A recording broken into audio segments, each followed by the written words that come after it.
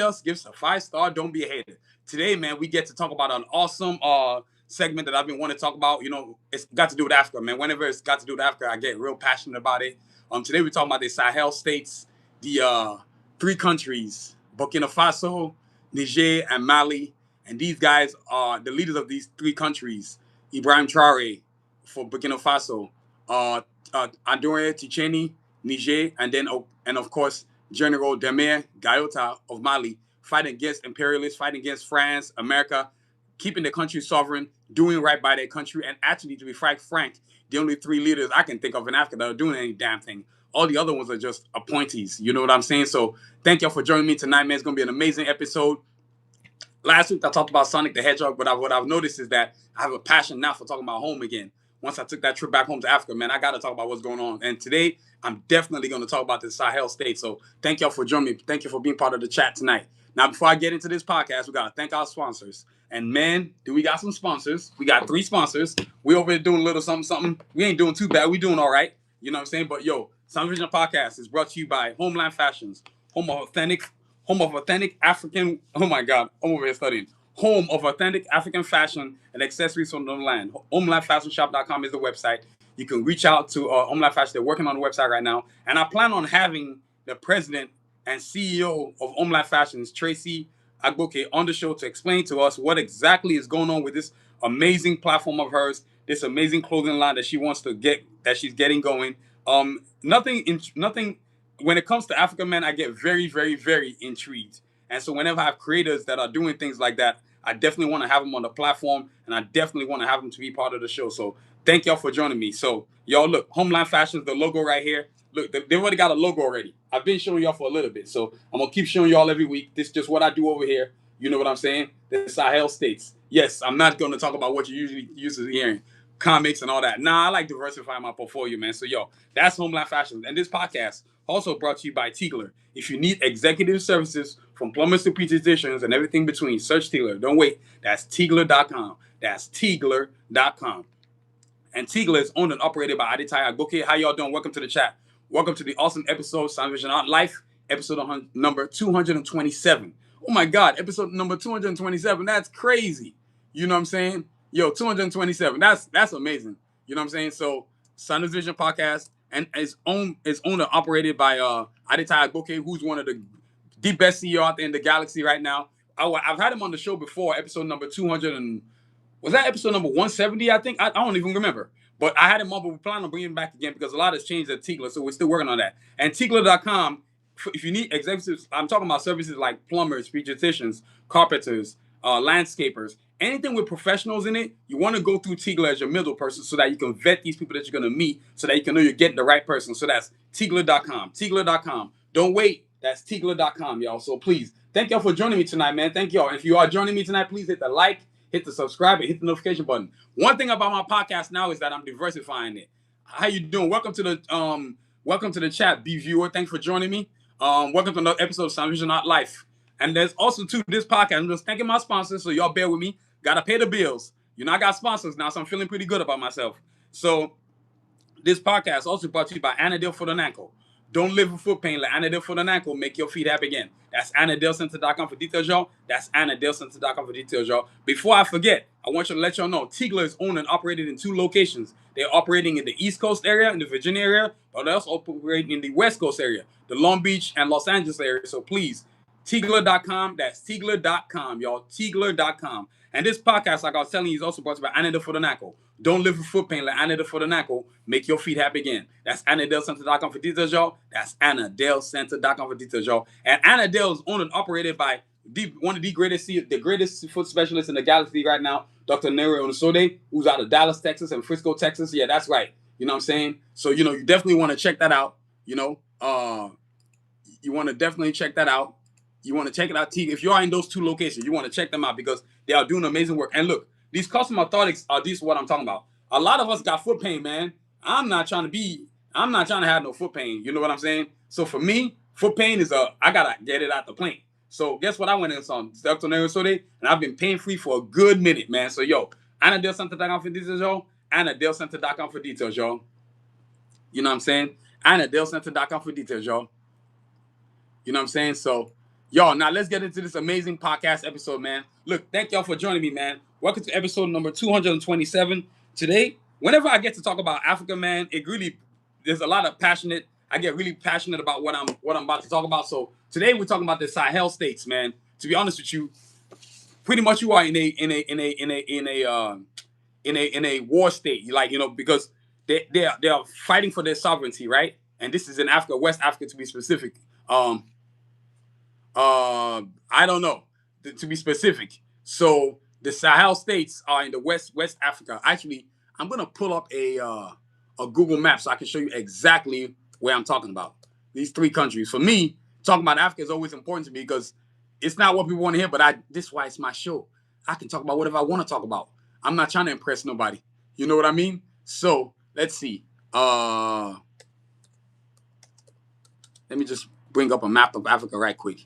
And what I'm gonna do is I'm gonna flip my camera so y'all can see. There we go. Let's go. I need something that's more like we can actually literally see. Okay.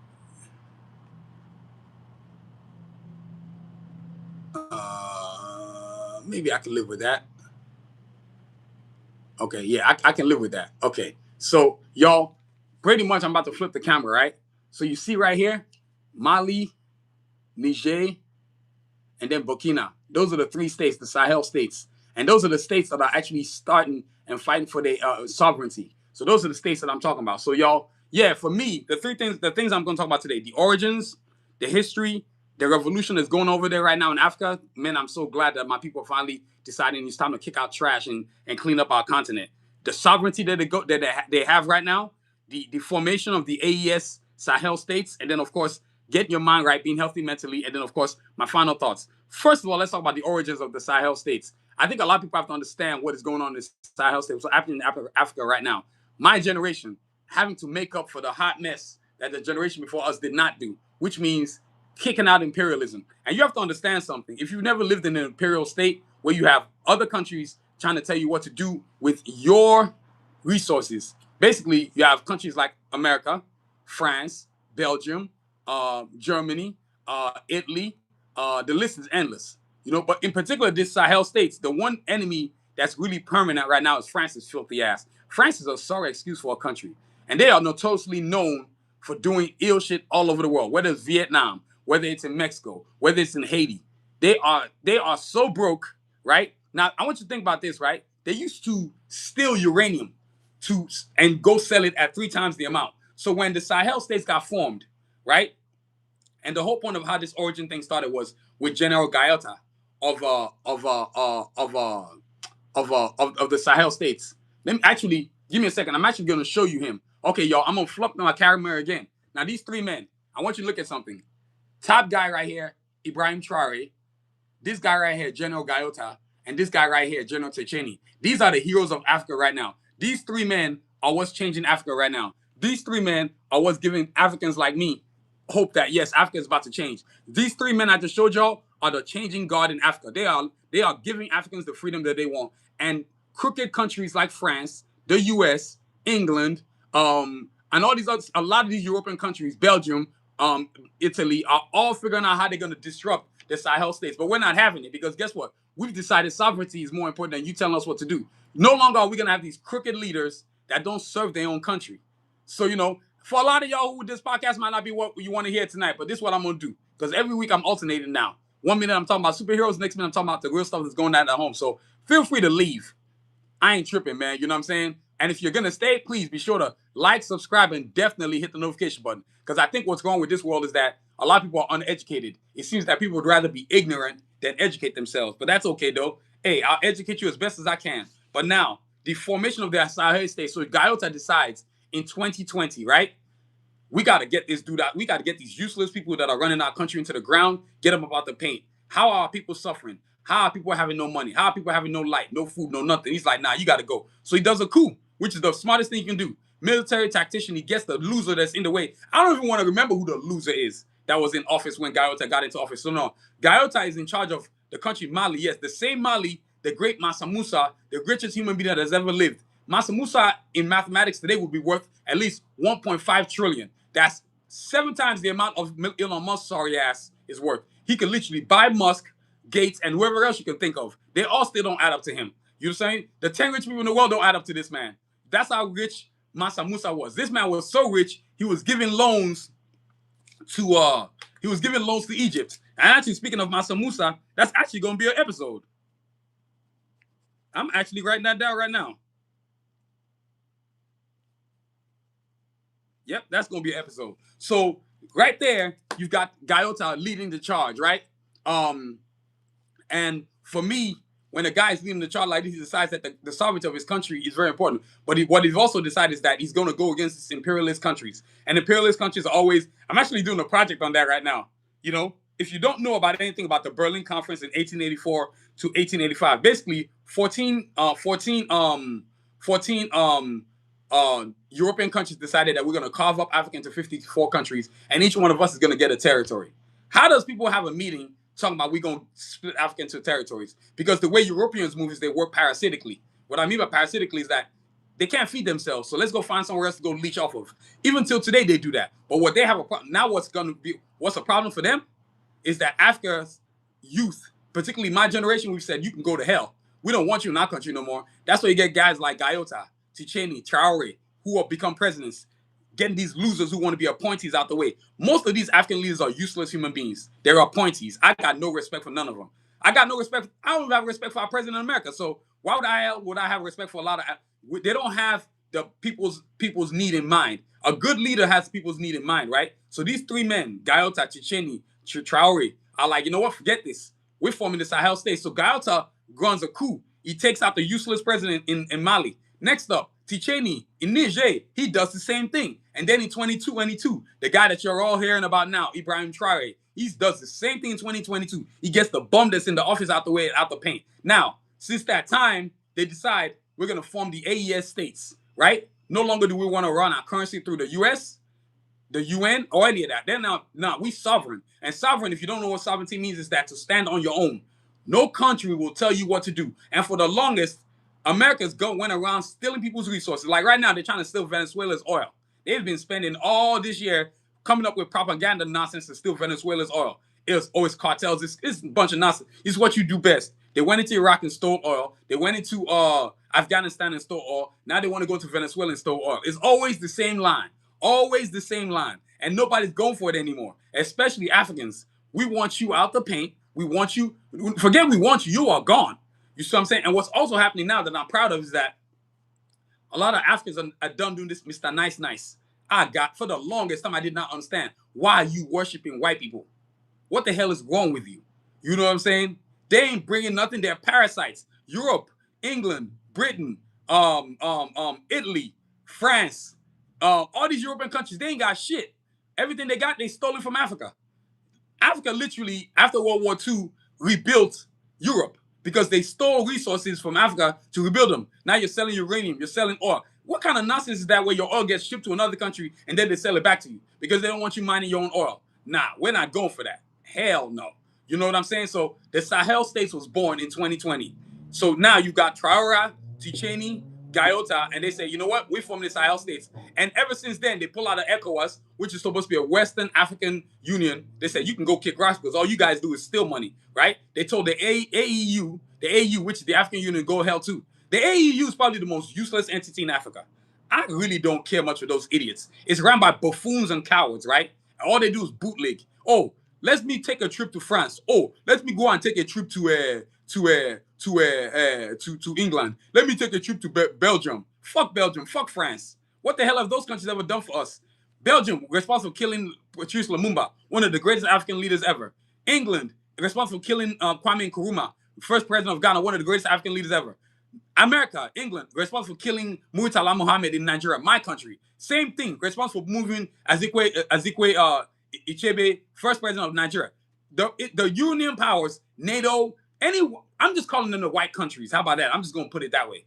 Have been responsible for destabilizing. What they do is they look for a coon, a loser, a Mr. I don't give a damn about my country, and then get him into place, and then they use him to steal the resources. Even now, for example, in Africa, the DRC. The DRC has never known peace in 60 years. People are destabilized. People displaced. Over 5 million people just lost in translation, man. Nowhere to go, nowhere to eat. People are dying in droves, right? Meanwhile, you've got over there talking about we're gonna have peace in Palestine, and I'm pulling for Palestine. But why don't you motherfuckers get your ass over here to Africa and do the same shit? Better yet, Africans solve the problem in Africa. Don't invite a bunch of white people to come and solve our problems. We don't. White people don't solve your problems. They add to your problems. America's not coming to the DRC to help anything. All they're coming to do is steal uranium, resources, cobalt, so they can build more cell phones, right? Meanwhile, Kagame in Rwanda, who's claiming himself to be this moral guy, he's built Rwanda on the back of DRC, literally creating, inciting wars in his own continent, using the resources of DRC, which is the Democratic Republic of Congo, to build Rwanda up. The M23 is actually an entity of his. A lot of people don't understand what's going on in Africa now is that we're building we're building a coalition in Africa now. We've had enough. And what's happening now is, and people have known this for the longest, the minute Africans decided that we are done, the rest of the world is a wrap, because now we control the fate of our own fates. So that's what's happening right now in the Sahel states. Gayota, Ticheni, and Traore have decided we're going to be sovereign, and we don't care what you think. And God knows how many coups, how many assassination attempts that the U.S. has tried with France, particularly France. All the insurgency that you hear about in Africa, it's all mostly France's useless ass. France is the most useless country on the planet. And I got news flash for those motherfuckers. You're going to be broke in 15 years. Yes, they're already broke right now. With the fact that Niger, Mali, and Burkina Faso have taken away uranium from them, now they're forced to buy the uranium back from those three countries. Burkina Faso, Niger, and Mali said, if you want uranium, guess what it's going to be? $200 a kilo. You know how much that is? That's $5 billion that they've put back in their bank accounts in the Sahel states. So now they can feed their people. And white countries have never liked it when Africans want to feed themselves, because that means they don't get to eat. They don't get to steal. So they come up with schematic ways to try to steal stuff from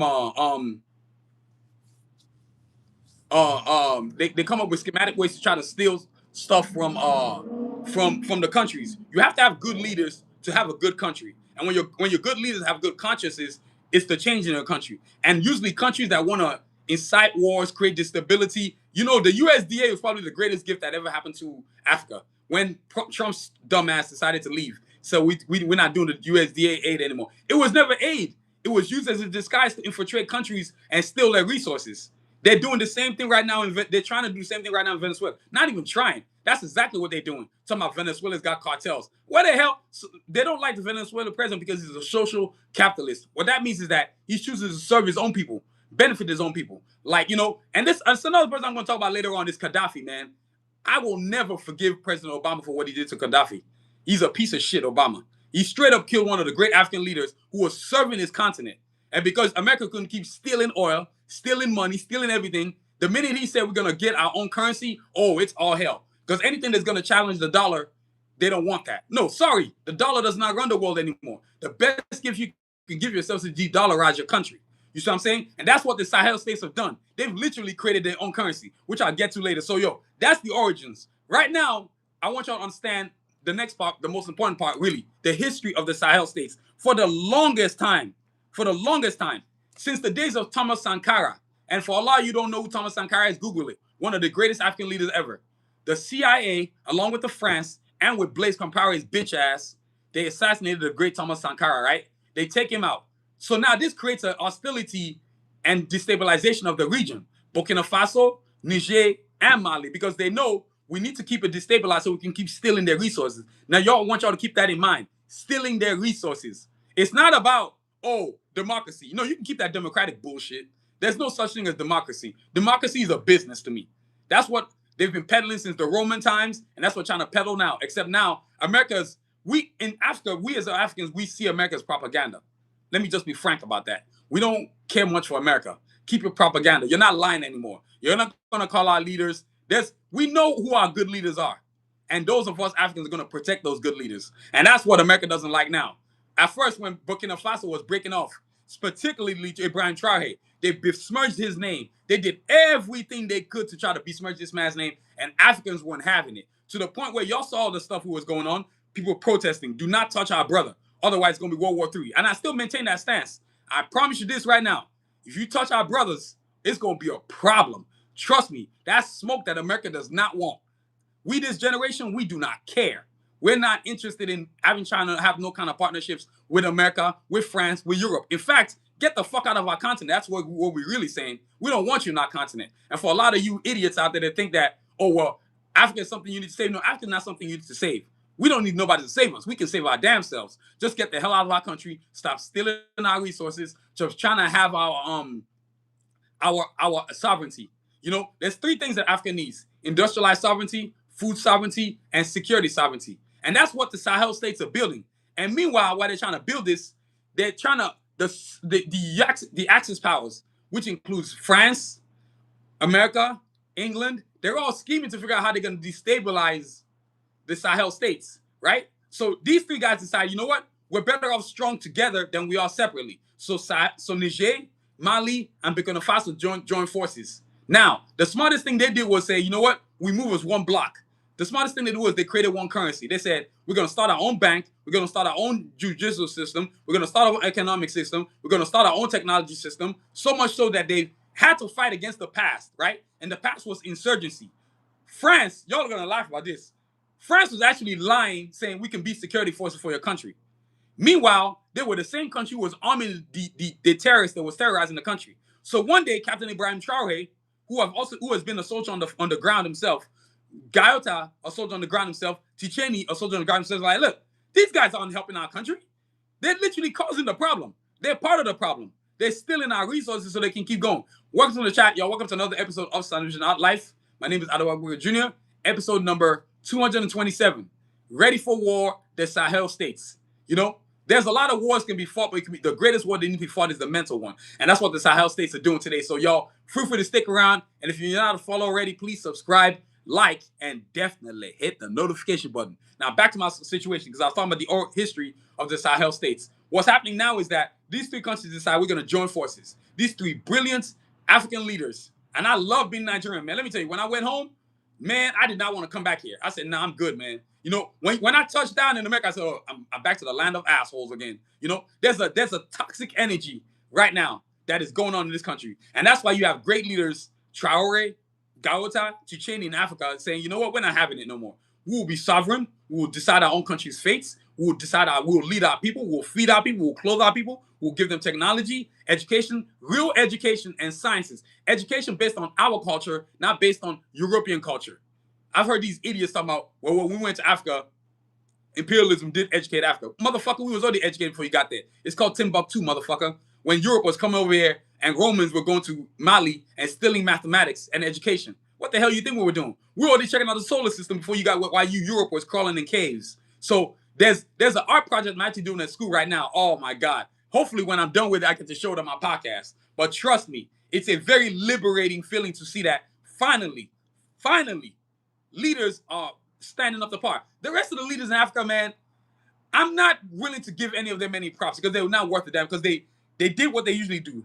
They bitched up when they went to the UN Council, the 80th UN meeting, whatever. I'm thinking like, why the fuck you show up there for? What the fuck has the UN ever done for Africa? Not a damn thing. The UN has caused most of the destabilizations in Africa. The UN, as Fela Kuti used to call them, ITT, International Thief. You see what I'm saying? International Thief is what the UN is. They steal from Africa. They haven't done shit for Africa. And then they got the nerve to say we want to go build our new location in Kenya. Well, you know, some of them Kenyan motherfuckers are some bitches. You know what I'm saying?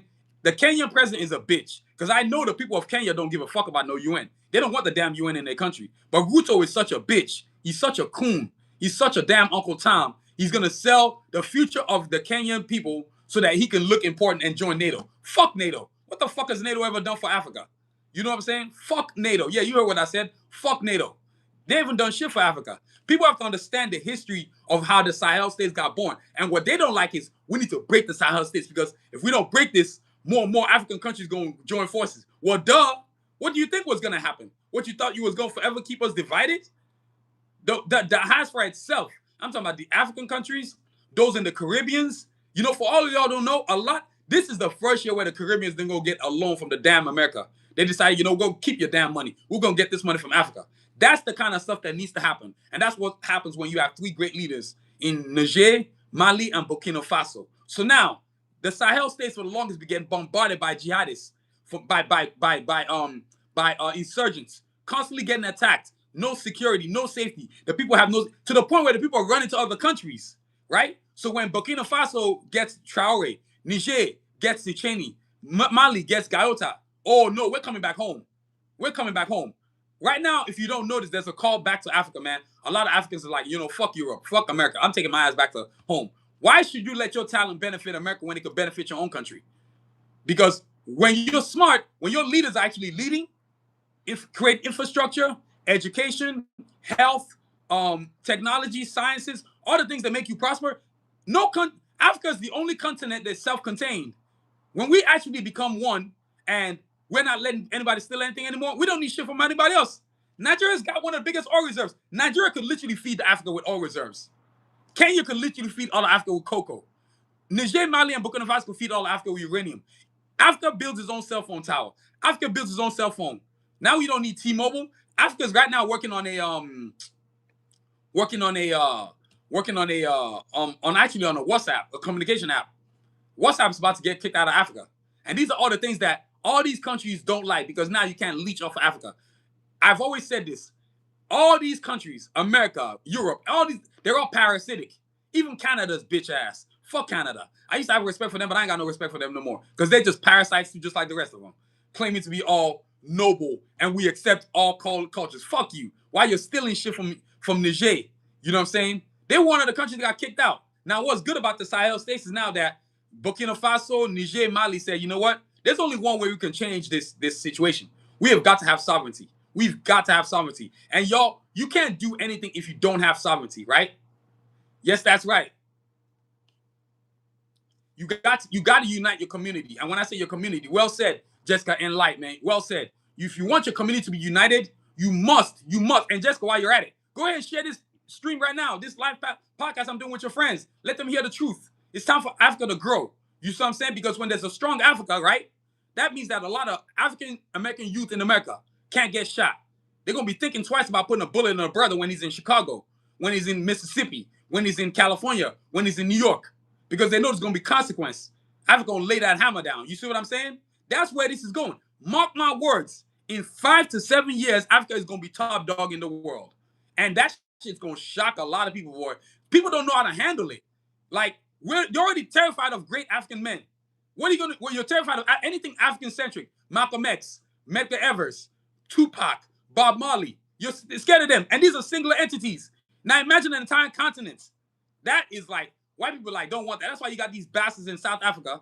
White people always figuring out a way to get the useless ANC, which is the party that is the head party in South Africa, head by Africans who are useless, kissing white people. They're more interested in collecting money than actually serving South Africans. Tell me that is not a disgrace. Right now, we've got a piece of shit in Nigeria, my country. Tinubu, he's a bastard. All he's done is ruin the economy. Literally. He has no balls. He's not even remotely close to what Ticheni, Traore, and Gauta in Africa. Those three leaders are the blueprint of what Africans need all over Africa. I don't care where you are. If you ain't one of them three dudes, you ain't shit to me. You're not a leader. We've got one lady in Namibia. She's okay. You know what I'm saying? She's helping the women's movement, but she came into the UN and disappointed me. She got on there talking about, oh, everybody said everything about Palestine. I'm just like, what about the DRC? What about Sudan? What about our brothers and sisters right there dying over there? You didn't say shit about them, but you're over there talking about Palestine. And I got love for Palestine because I think Israel is some bitches. You know what I'm saying? But why you ain't talking about Africa? Africa needs your love.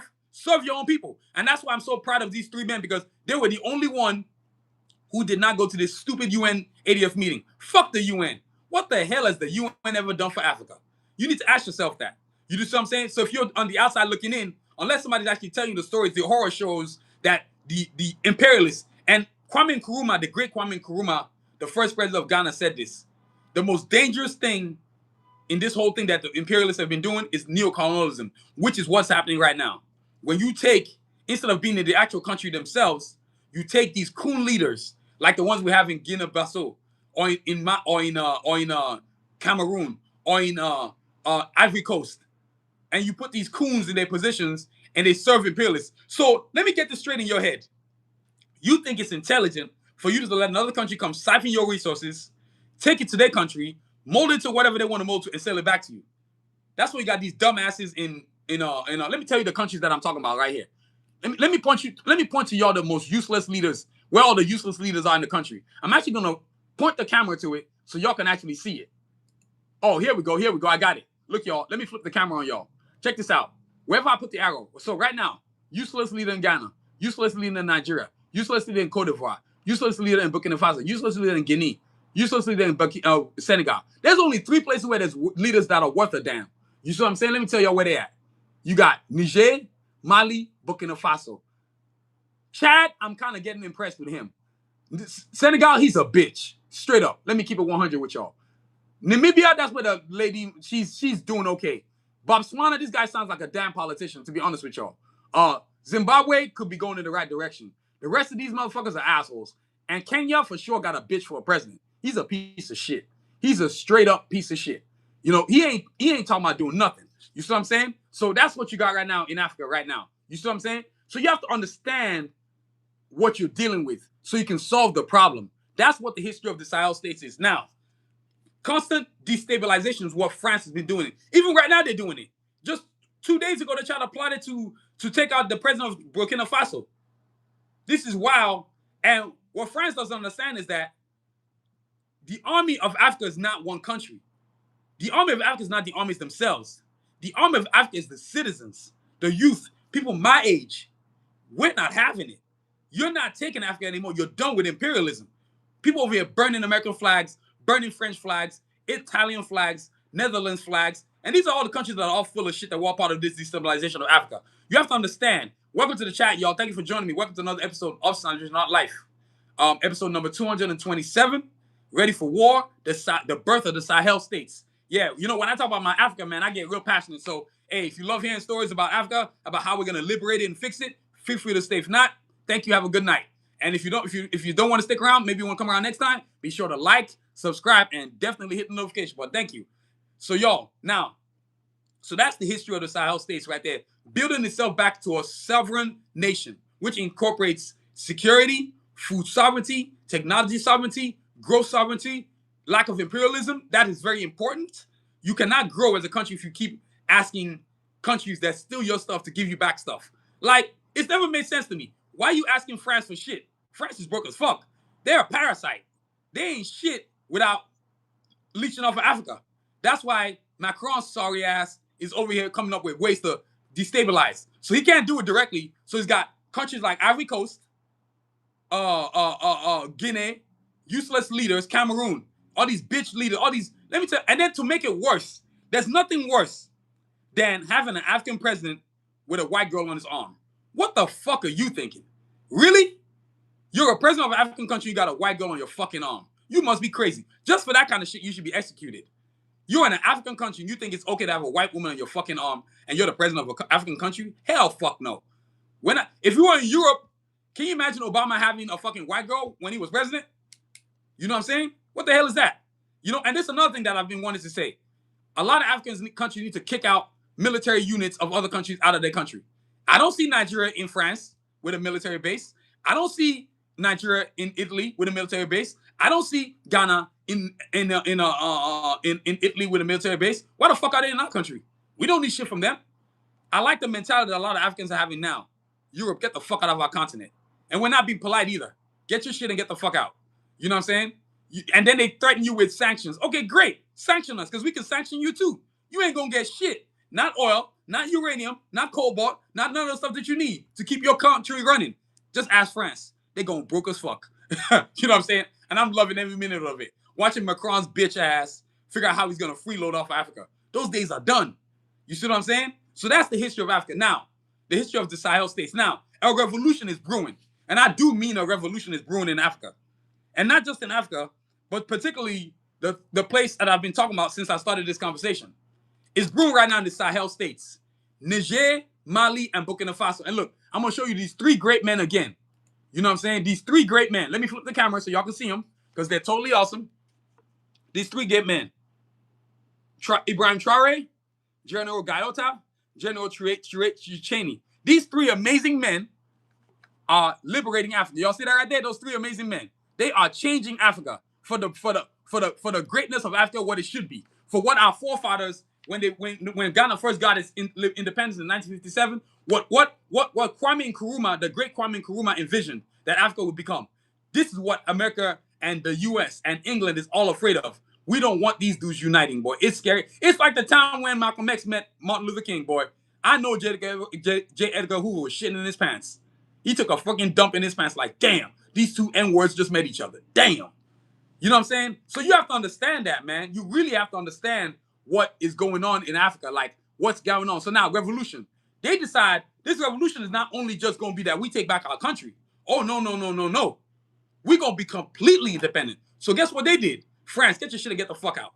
Military-wise, education-wise, anything you got, get the fuck out. But guess what France bitch ass did? They ran over to a country next over, which is Ivory Coast. And Ivory Coast, not the citizens itself, but the leaders of Ivory Coast are generally be known to be some bitches. Because guess what they always usually do? They're quick to go serve, take a traitor and hide them in their place. Like, for example, right now, Blaise Compaoré, the guy who was responsible for killing one of, as far as I'm concerned, the greatest African leader we ever had, Thomas Sankara. He's hiding in Burkina Faso right now. I mean, in Ivory Coast. And in order to not be able to extradite him back to Burkina Faso to serve for justice, they gave him a citizenship. And meanwhile, Ivory Coast got the nerve to be telling Burkina Faso, well, we don't want you, we think that we can make a partnership. Fuck you and a partnership. Let me keep it 100 with you. I want the Sahel states to grow so big, you bring in Chad, you bring in leaders that actually want to be leaders, and you get rid of any useless African leaders there. Body they bitch asses. Get rid of them. They got to go. If you want to clean up Africa, you have got to body these useless African leaders. And I do mean the useless ones, because there's a bunch of them. You got 3 that are good, the rest of them are trash to me. That includes Kagame. I don't give a fuck about Kagame. He claims to be this nobleman, but he's built Rwanda on the back of the DRC. No, you're not a good leader. You're a thief. And I got no respect for you. You built, if you want to be, you call yourself an African man, but you're willing to build your country on the back of another African country. All these people in the DRC, the Democratic Republic of Congo, they are unsettled, nowhere to live, starving. God knows how many millions of them. And meanwhile, we have a UN meeting and everyone's talking about Palestine. Okay, how about the DRC? How about Sudan? People are dying like dogs like that, so it's okay for us to die? Hell, fuck no. That's why Traore, Kayota, and Chichen is like, fuck this shit. No, we're going to be independent. We're going to have sovereignty. And if you don't like it, you can come do something about it. Those days are gone where countries from Europe and America think you're the only ones with missiles. You ain't the only ones with missiles. Not only do we have money, but we can buy missiles from Russia. So guess what's happening right now? Part of my revolution I'm going to talk about. These 3 countries, Niger, Mali, and Burkina Faso, decide we're going to join forces with, we're going to find new alliances. Guess what they did? They told America to go fuck itself, France to go fuck itself, Italy to go fuck itself, Germany to go fuck itself, all these other Europeans to go fuck itself. Russia's the only one that ever put nobody in chains. Oh, I know this firsthand. No, that's why a lot of African countries have no beef with Russia. That's why I have no beef with Russia mopping the floor with Ukraine. Fuck Ukraine. For a lot of y'all don't know this, Ukraine claims to be a country of peace. Meanwhile, they're creating instability in Africa. Guess what they're doing? They're selling weapons to Mauritania. Let me point the country to y'all. Oh yeah, let me show y'all. See this country right here, y'all? Let me show y'all this map right quick. See this country right here? Let me flip this camera. You see this country right here, Mauritania? Ukraine's selling weapons to them so they can attack Senegal.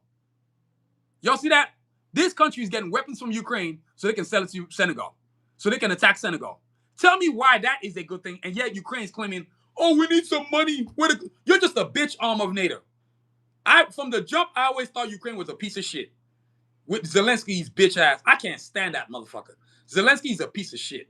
He's a bitch. An actor claiming to be a leader. What you're really doing is you're just a short arm of NATO. And NATO's trying to annex Crimea. Meanwhile, when you made a pact to say you wouldn't cross another inch into Russian territory, and you did. I'm for Russia. I'm not pulling for Ukraine. Fuck Ukraine. You know what I'm saying? I don't give a fuck about Ukraine. Fuck Ukraine. Fuck Israel too. I'm not pulling for no country that's that destabilize other countries. No. And if y'all don't know this, Israel, if y'all remember General Idi Amin, one of the most terrorizing African characters ever. Israel and Britain were the ones supplying them arms to terrorize his own people. Yeah, that's right. Israel. So-called chosen people. You're not the chosen people because Jesus don't look nothing like your ass. Jesus got chocolate skin. He ain't pale as fucking warp nose like your bitch asses. I fucking can't stand these motherfuckers. Israel? No, hell fuck no. No. They are a disgrace of a country. They are the new terrorists going around talking about we're going to shoot missiles at people. Nah, people ain't having it. You ain't telling people what to do. That's not happening. You know what I'm saying? So, the revolution started like that. You got Graota Chicheni saying, you know what? We're not having that. You know what you can do? Get your shit and get the fuck out of our country. And then the US starts a sanction. And this sanction actually started when Joe Biden was in office. That same sorry Joe Biden that said to African Americans, if you don't vote for me, you ain't black enough. Well, I didn't vote for you, so fuck you. I've never been a fan of, I'm not interested in seeing any more white. Actually, it actually started during Obama's bitch ass time. I'm not a fan of Obama. He's a bitch. Once he killed Gaddafi, I said, fuck this dude. Yeah, hell no. This dude is a fucking sellout. He's a coon. I mean, the presidency of the United States is just a seat anyway. The people telling you that are effing up your lives are really behind the scenes. You see what I'm saying? That's just a post. You know what I'm saying? But for me, when these three men decided to revolutionize, they're not just changing, they're revolutionizing their countries, telling European powers that, oh, you can go kick rocks. You're not owning our stuff anymore. We're not giving you jack. Thank you for joining the chat. Yo, welcome to another awesome episode of Salvation on Life. My name is Adewale Booker Jr. This is episode number 227. Ready for war? The birth of the Sahel states. Yes, Africa is back, baby. We coming. Oh, yes, sir. We are coming. We are the future. You know what I'm saying? We are the past, we're the present, and we are the future. That's right. So for all you Africans out there, be proud. Keep your head up. Don't be over there acting all lack of self-esteem like, oh, I'm African. No, I'm proud to be African. Shit, I tell motherfuckers, my name ain't John. It ain't Smith. It ain't none of that shit. It's Agboke. And you gonna put some bass in your damn voice when you pronounce my name too. You know what I'm saying? So the revolution is happening right now. Niger, Mali, and Burkina Faso are saying, you know what? Enough's enough. We'll build our own banks. And when you're gonna do a revolution, you gotta do a clean sweep. Clean sweep means you got a clean house. Yeah, clean house means it's gonna get dirty. And dirty means people gonna get bodied. And body means you gotta push out people, man. You gotta get out the trash. That's just what it is. You're not cleaning up a country unless you keep trashing it. And then to make me laugh, you got these useless politicians in Burkina Faso talking about, well, now's a good time for an election. Oh, really? When the country was going down the gutter, why didn't you have an election then? So you didn't want to do the work. You wanted somebody else to do the work, Ibrahim Traore, and then you could come take the credit from him. Well, the people of Burkina Faso are like, nah, ain't no elections, baby. Hell fuck no. Nope, Ibrahim Traore is staying exactly where it is. That democracy bullshit, America can keep that. England can keep that. That's a facade used by white countries to come and infiltrate your country. So let me tell you two things like this, and I say this all the time. When you see a white guy and a black guy walking in your neighborhood, you should be scared. It's called gentrification. When you see a white man and an African leader or somebody else in your country walking, they come to steal shit. Yeah, you see how I said that? So when you're in a black neighborhood and you see a white guy and a black guy walking in your neighborhood, they come to gentrification. When you see a white man and an African leader in your country, you should be worried they come to steal shit. It's a white country coming to steal shit. So I don't give a damn whether it's Canada, France, Italy, Sweden, Norway, whatever the hell you want to call. They're Hungary. These are all people part of the Axis powers. Now, if you're going to create a revolution, remember what I was talking about before earlier? The Berlin Conference. And let me tell you all the countries that were involved in this bullshit. All these bitch-ass countries. Oh, I got no problems calling their bitch asses out. I don't give a damn. They need to be called out. Let me tell you all the countries. That way we get it clear about who was Berlin Conference. Give me a second, y'all. 1884 to 1885. Okay, so these are the bitch-ass countries that were involved in it. So, and these guys literally decide we're going to scramble for Africa and divide into Africa, and then we're going to make it into our confederates.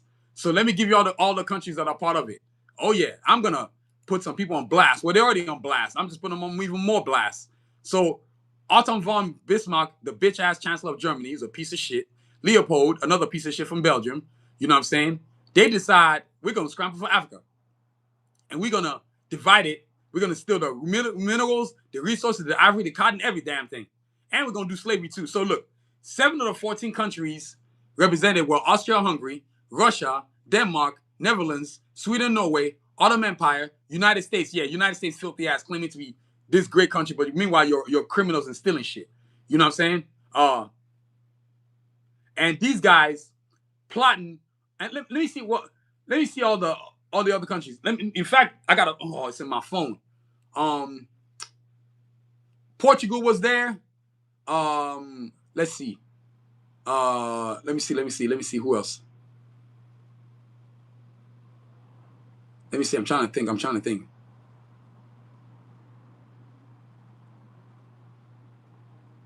Let me see. Let me see. Let me see.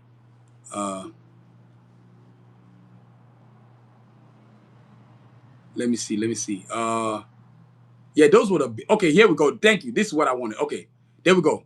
We got Germany, Austria, Hungary, Spain, Denmark, United States, France, United bitch ass kingdom, because they were stealing shit from Wales and Ireland, annexing them. Italy, Netherlands, Portugal, Russia, Sweden, Norway, and Ottoman Empire. Those are the countries that were involved in this shit. Now, Russia never really colonized anybody. I guess they thought better of it, and we're not gonna we're not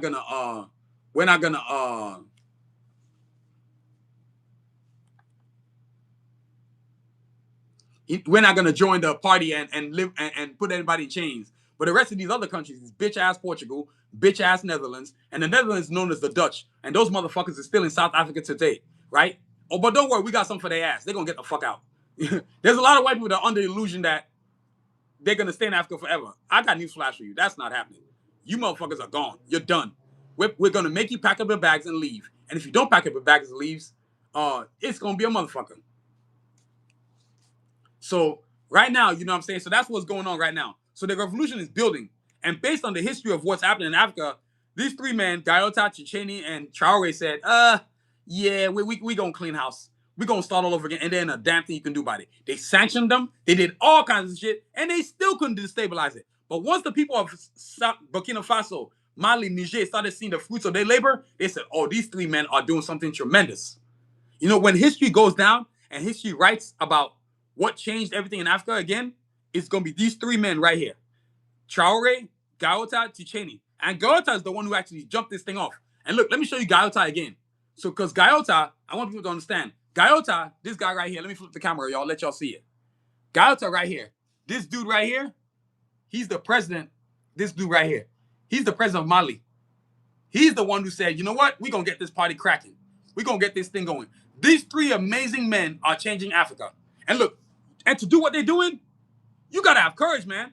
And you know what that courage is? Because these Axis powers, European or otherwise, are going to spend their entire time to destabilize your country. Spend time paying your citizenry and those who are traitors within your country, who are not patriots, to try to kill you. So not only do they got to run their country, but they got to spend every day protecting their life.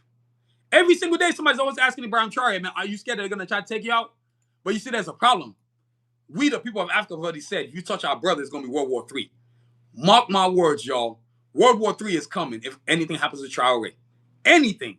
I'm telling you right now, it's going to be a problem. You know what I'm saying? It's going to be a problem. You see what I'm saying? The arrogance, you know, I've said this before. I think for the longest time, I think white people have actually thought they were going to be in charge of the world forever. Your time is up. Literally, it's up. You've done your time. Oh, thank you so much. Appreciate that. Loser, California love. You can tell you're a loser. This dude got like 5 followers. You know what I'm saying? Lord, let me clown this dude real quick. This bum, he's got 5 followers. This dude, look at this dude. 9 subscribers. Man, this guy's a bum. You need to go to CVS, stop by, and jack off, man. That's what you do best. I'm going to go ahead and block that loser right there. God, I love clowning. Some people need to get it. I just have to give it to that guy right there. You know what I'm saying? It's funny. People don't have nothing better to do. At this time of day, we over there talking about changing the world, and this idiot's talking about my teeth. You think I care? Americans are such imbeciles, man. So stupid. And they're so full of facade and so fake. You know what I'm saying? I'm over here talking about revolution. This idiot's talking about my teeth.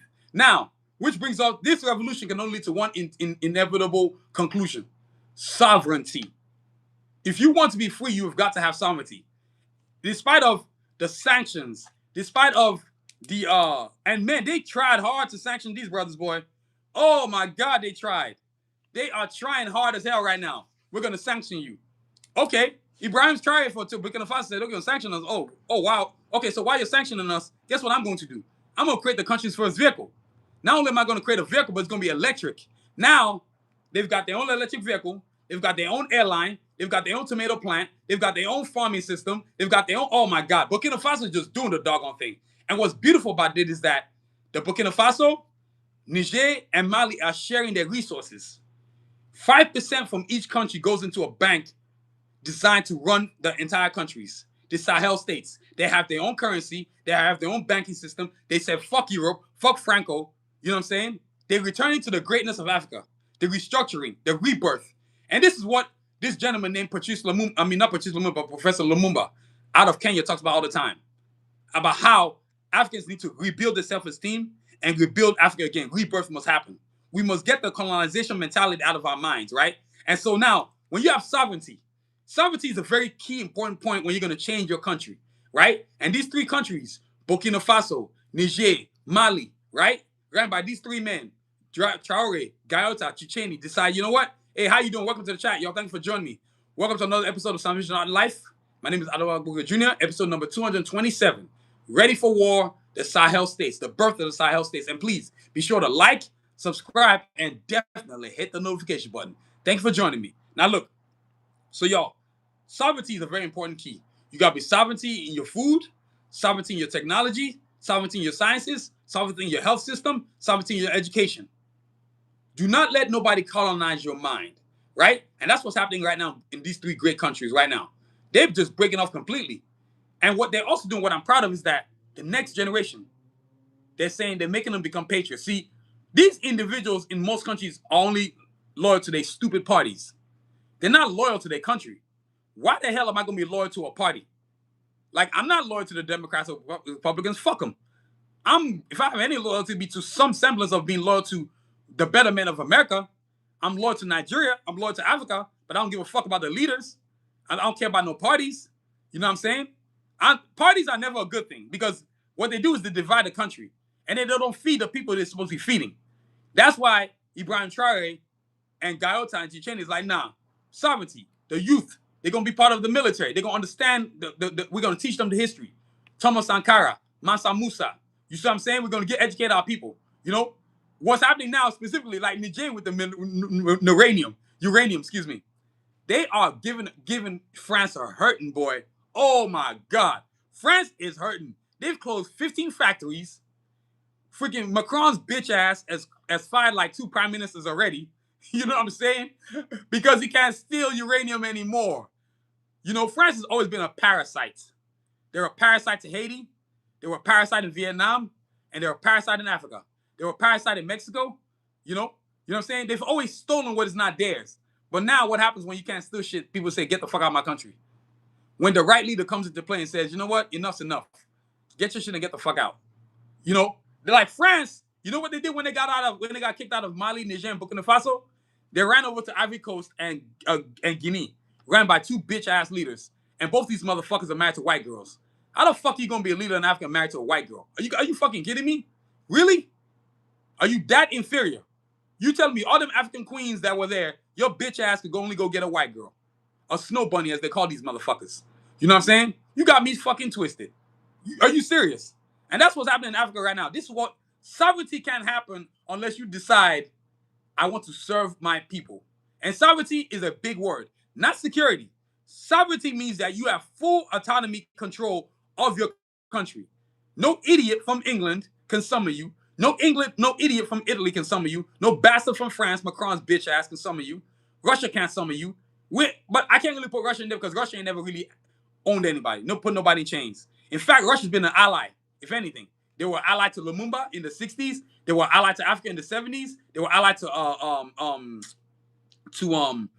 Niger, Mali in 80. Even right now, what's happening right now is an exchange, right? Niger, Mali, and Burkina Faso say, you know what? Russia, y'all got weapons. These are the things that we need.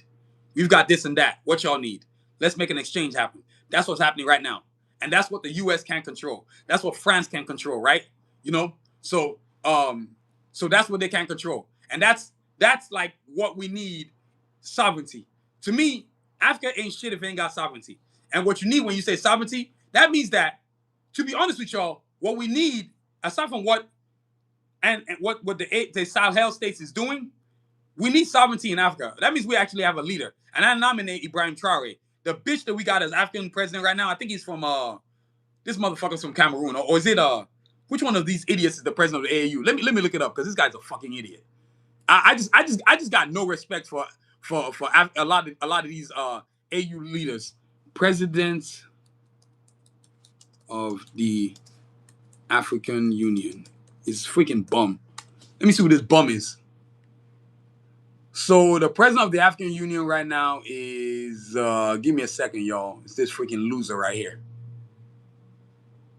Let me see. I think it's this Musa asshole right here. They're all freaking tools for the West anyway. These motherfuckers are bitches. Let me see. Okay, so this asshole is his name is Musa Faki Mahat. He's the new chairman of the AU commission. Fuck this motherfucker. He's just another bitch. He looks like a straight coon. Cause the one before him, let me show you the picture of him. This loser right here. This bum right here is the president of the African Union. He ain't doing shit. And this asshole right here was the former president of the African Union. He wasn't doing shit either, man. Straight up. You know what I'm saying? This guy right here is the new one. This guy right here was the old one. So this was the old chair. He's the former chairperson. This dude is the new chair. He ain't gonna do shit either. Because all these guys are just arms of freaking Europe. You really think you're independent when the person paying for your building you standing is Europe? They funding you? I don't want Europe funding me. What they gonna do for me? You got me twisted, man. Nah, these dudes, they not funding. You know what I'm saying? Welcome to the chat, everybody. Thank you for joining me. Welcome to another awesome episode of Sanusi Not Life. You know what I'm saying? So there's just, for me, sovereignty is the most critical, important thing, because when you have sovereignty, your food is yours. Now they can't sanction you. Like, for example, I know y'all remember Mugabe, for the great Mugabe for Zimbabwe. He kicked out all the white people. And then when he kicked out all the white people, instead of all the other African countries supporting him, they don't support him. They let him get sanctioned. They let the country starve. And then now you got people in Zimbabwe running to South Africa, wherever you can think of. Why didn't the other bitch-ass African leaders support this man? What he did was right. You kick white people out. They got to fucking go. This ain't their country. This ain't their land. Kick them out. They should have supported him. Now Zimbabwe has built itself back up. It's a lot better than it used to be. But if these guys had supported Mugabe, because he's the only one who showed courage. Yo, we gotta do for our people, man. These white people got to get their shit and go. Now, white people are like, well, you saw it failed. No, it failed because you motherfuckers sanctioned the country. And none of the other African leaders had any balls and supported Zimbabwe. Talk about it failed because there weren't no white farmers. Fuck white farmers. White farmers don't know shit. All the shit they know is the shit they stole from African farmers. Why is it this need to white people do shit and everybody's like, yay? Like, fuck them motherfuckers. Are you serious? No. There's no part of history of white people where they didn't steal shit from Africa. Or appropriate somebody else's culture, whether it's Hispanic culture, Asian culture, African culture, Indian culture, Native American culture. They appropriate that shit. They even appropriate their own shit. They steal shit from Ireland, Wales, you know what I'm saying, Scotland. That's what they do best. You got me twisted if you think somebody's gonna be like, yes, you don't have sovereignty. When you read a food package, right? So from now on, when y'all read food package, I want you to read something. You're gonna see what a country says. Food sovereignty. Literally. A lot of people out here, idiots out here, and they got somebody talking about here, I got gaps in my story. What the fuck you talking about? I'm Nigerian. I'm a pure blood. I tell the story how the fuck it is. Motherfuckers just watch CNN. I can't stand these idiots that think because they read a book, you know shit. Motherfucker, I'm a pure blood. My name is Smith. It ain't Johnson. It ain't Michelson. It ain't no white boy's last name. I got an African name. My name is over 700 years old. Over 700 years old. Ain't no slave in me. I'm pure blood. I'm free all the motherfucking way. You know what I'm saying? So I don't want to hear shit like talking about what is sovereignty. Sovereignty means you're free. That's the problem you have in America now. A lot of African Americans don't understand. You don't have sovereignty. That is the backbone of your revolution. Sovereignty. Even the economic muscle that you should have, you don't use it. Like I always say, in the African American community, you got $10 comes in, you got $9 comes out. You got $1 left. What the fuck are you supposed to do with $1? That's terrible mathematics. Real terrible. That too, brother. How about the natives? Yeah, they shitted on them too. Or them brothers over there. God knows how many tribes. Apache, Cherokee, Choctaw. God, the list is endless, man.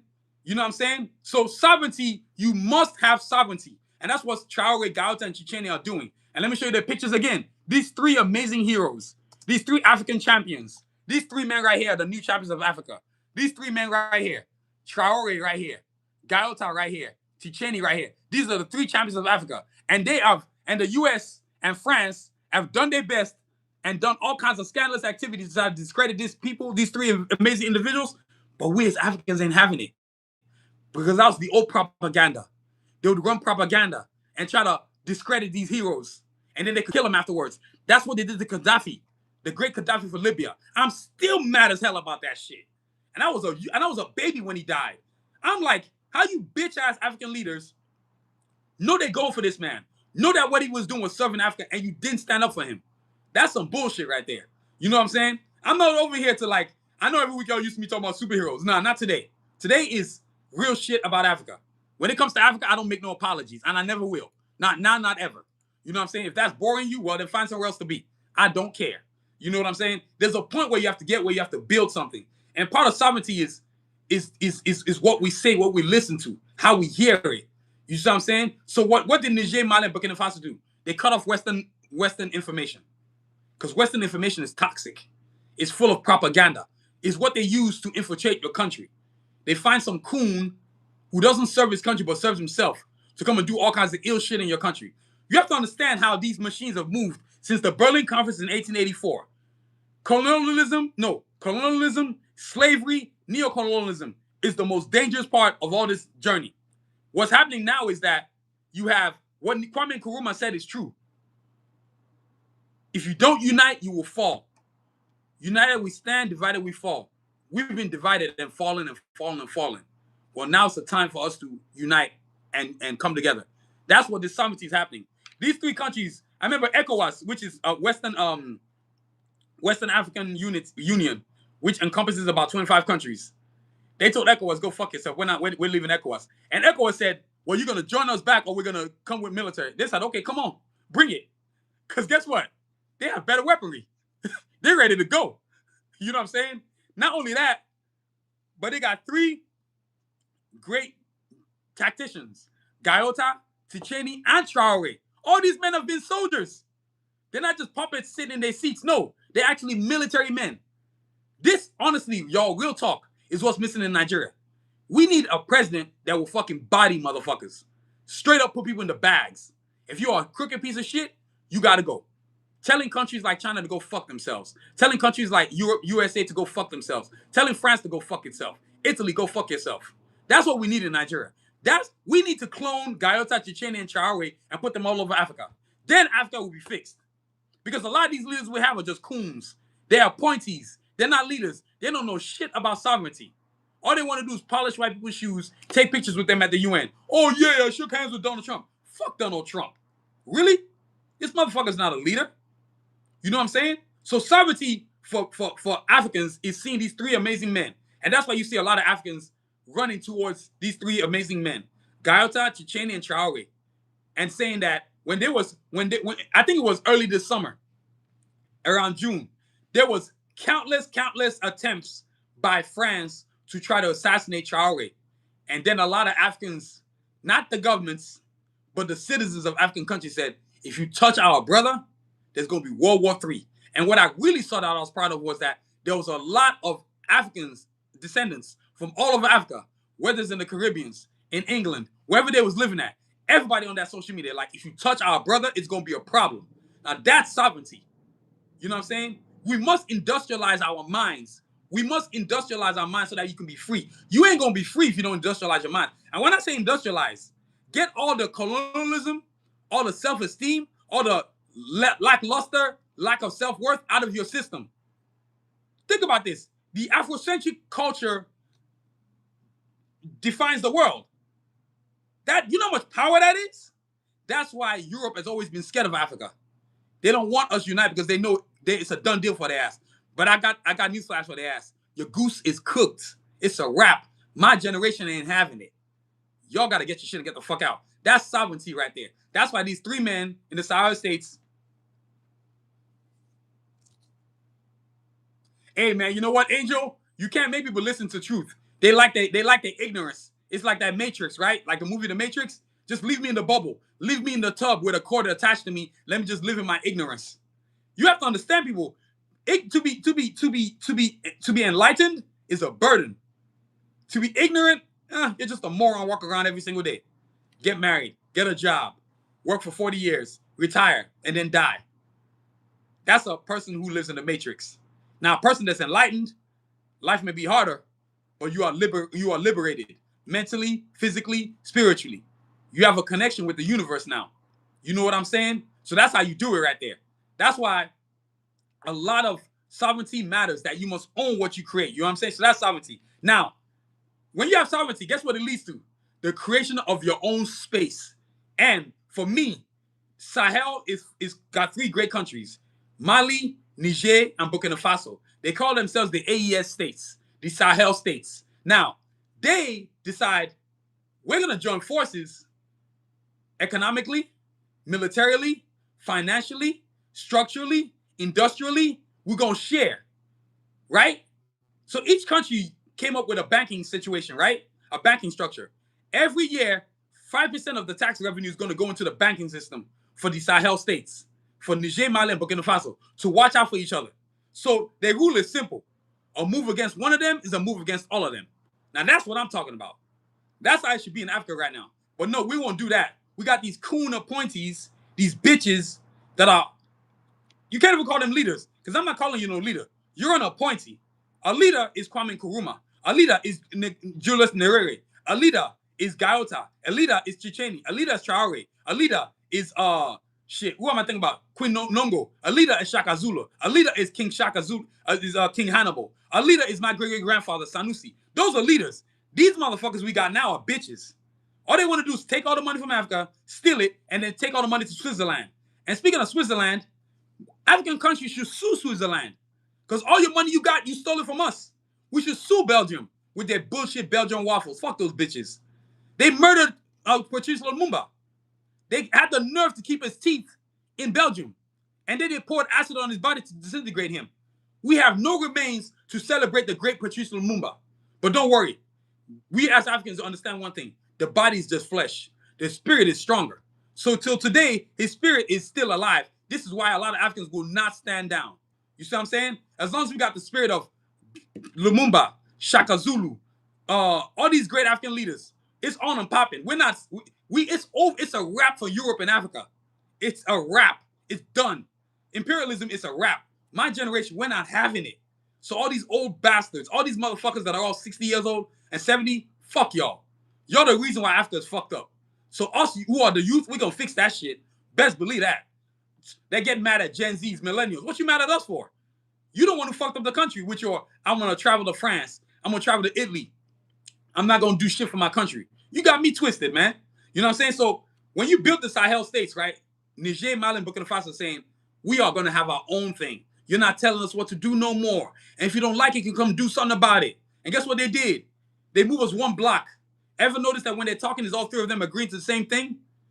They decided, you know what? Fuck France, fuck England, fuck America. Guess where we're gonna get our weapons from? Russia. Russia ain't never put no Africans in chains. You know what I'm saying? And thank all of y'all for joining me tonight. Welcome to Salvation Podcast, episode number 227. Ready for war. The birth of the Sahel states. You know what I'm saying? And my name is Adewale Agboke. Yes, Adewale Agboke. You hear the accent? I'm not hiding it. No, ain't no slave name over here. It's not Smith. It's not Johnson. It's not Michaels. It's not whatever Jones or any other shit you can think of. No, it's Agboke, an African name. Real proud of that shit too. Now, back to my conversation. So the Sahel states, AES states. Some of y'all know it as the AES states. Some of y'all know it as the Sahel. Depends on where you get your information from. And I stress the word information because a lot of the information that is been disseminated from the West is bullshit. It's their propaganda style where we doing good propaganda. But the problem is we, the citizens of Africa, are no longer going for it. Let me tell you what the West should be worried about. The army of the Africa is not the military or the governments. No, it's the people of Africa. 1.5 billion people ready to go that can't stand the West. You got African countries burning American flags, burning French flags, burning German flags. Get the fuck out of our country. Dutch. Those motherfuckers in South Africa, oh no, you done. Get your shit and get the fuck out because I'm looking forward to the day when we body your ass out. We had this one bitch ass white boy who's in South Africa. He's got a podcast running his mouth like 3 days ago talking about like, well, one day we're going to take South Africa back and then move it all the way to Egypt.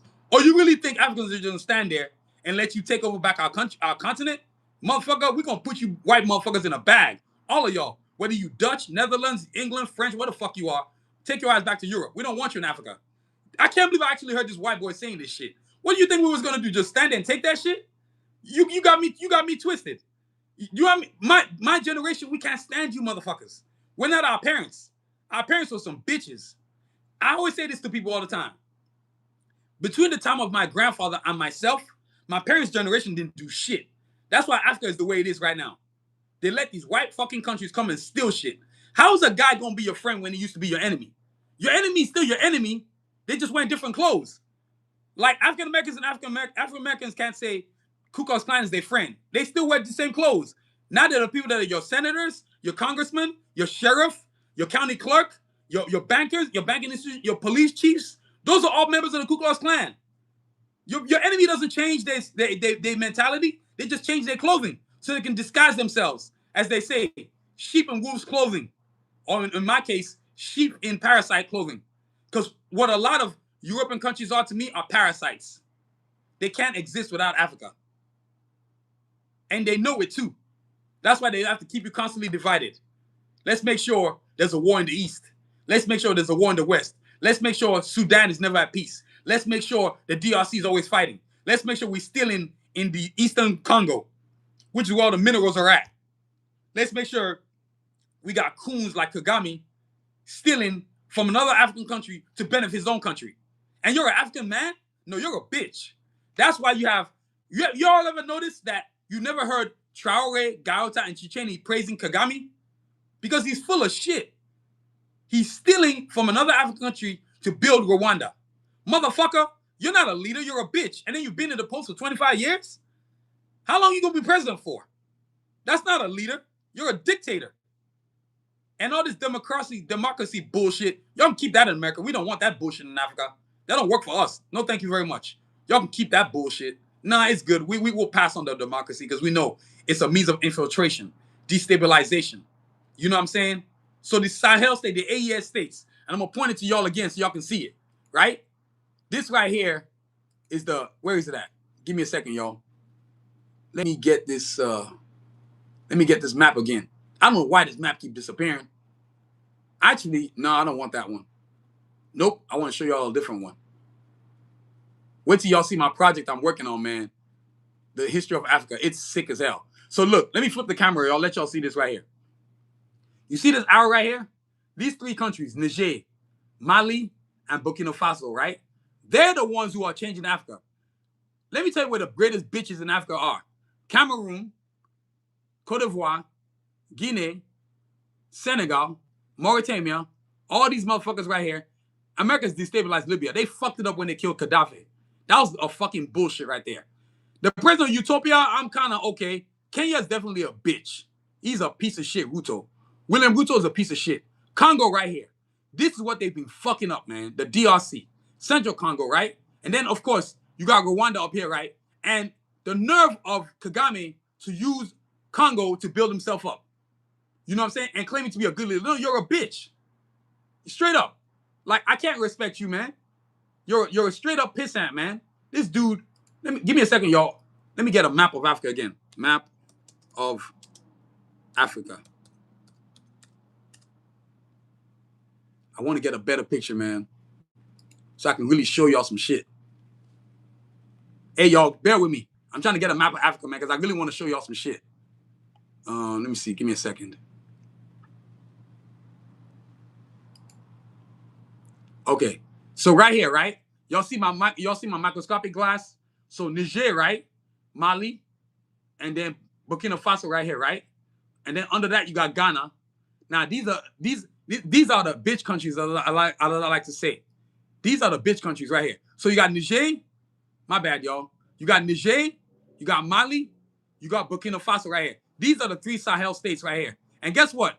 These three countries, right, are the ones leading Africa into a greater platform, right? Now, these are where the bitch leaders are at. Ghana, Cote d'Ivoire, Nigeria, Cameroon. Fuck it. All these other countries are got bitches for leaders. And let's be honest about something. When we went to the Democratic of Congo, Republic of Congo, right? Central African Republic, right? This is what, right here. Give me a second, y'all. Right here. This right here is what all the Western countries, Western Hemisphere countries have been destabilizing, right?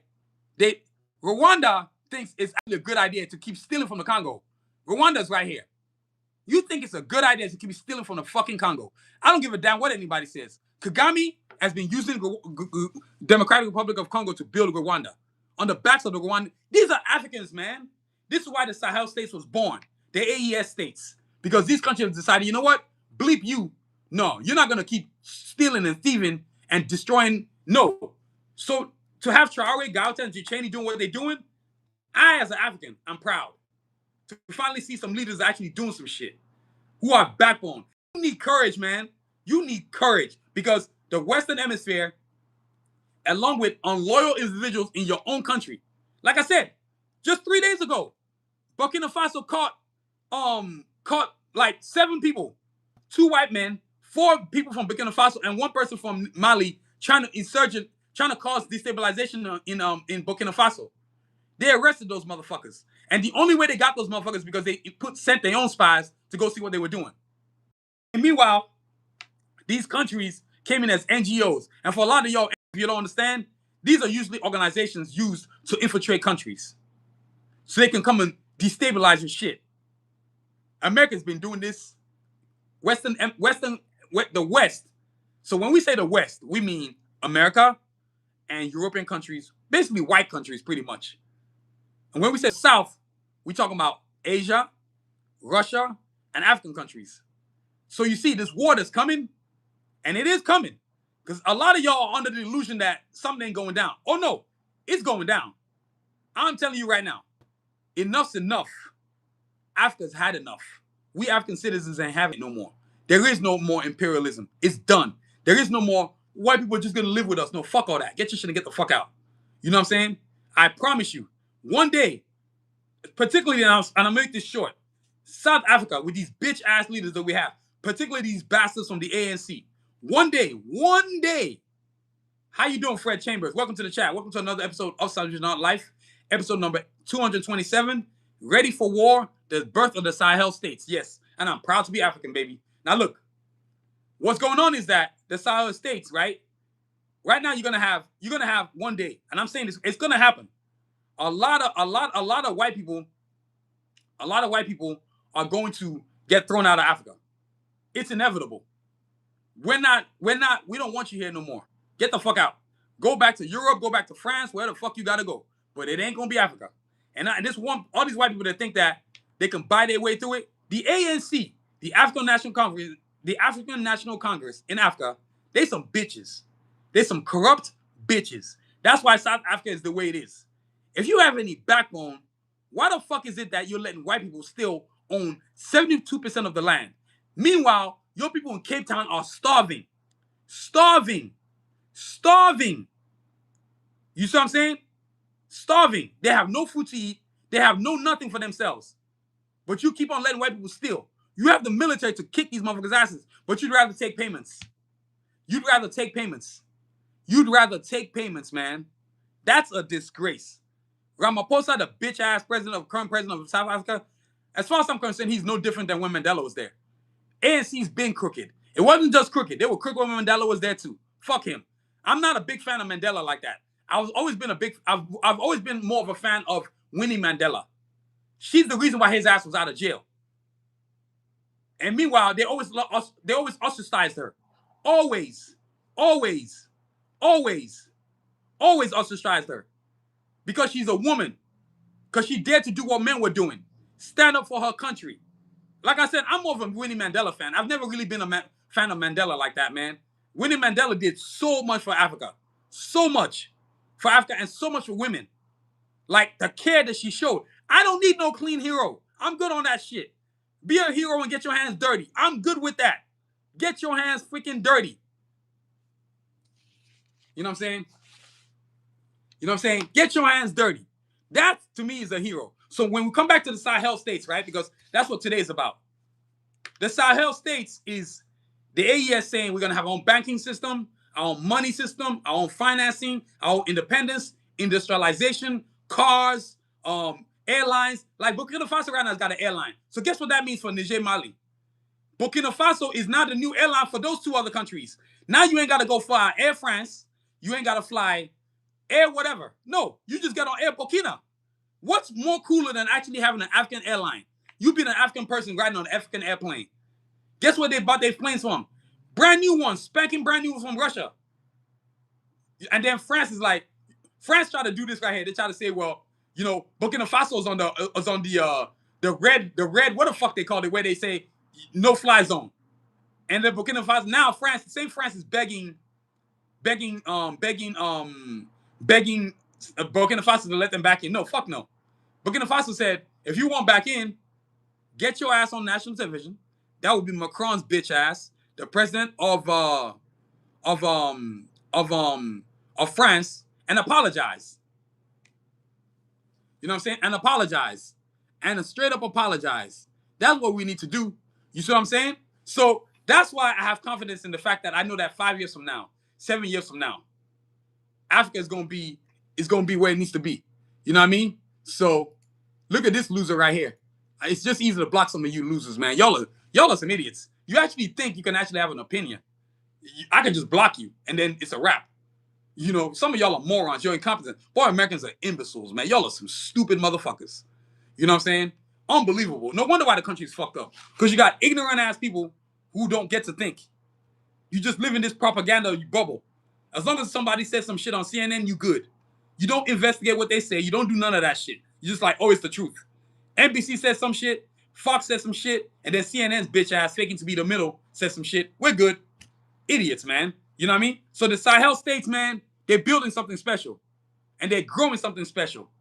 Keyword is they're growing something special. Because what they're doing has to grow. You can't just build it. You have to grow it. Nurture it. It's like a plant, man. You got to pour water every single morning. Get enough sunlight. Get enough water. Get enough fertilizer. You know what I'm saying? Independence, man. Like right now, Burkina Faso has its own car now. And I got to show y'all the picture of the car. I got to show you the picture of the car. Man, the car is so cool. Let me see if I can show y'all the picture of the car. Give me a second, y'all. Let me see. I think I can find a picture of the car. Y'all give me a second. Oh, man. Wait, give me a second. Okay. Burkina Faso's car. Burkina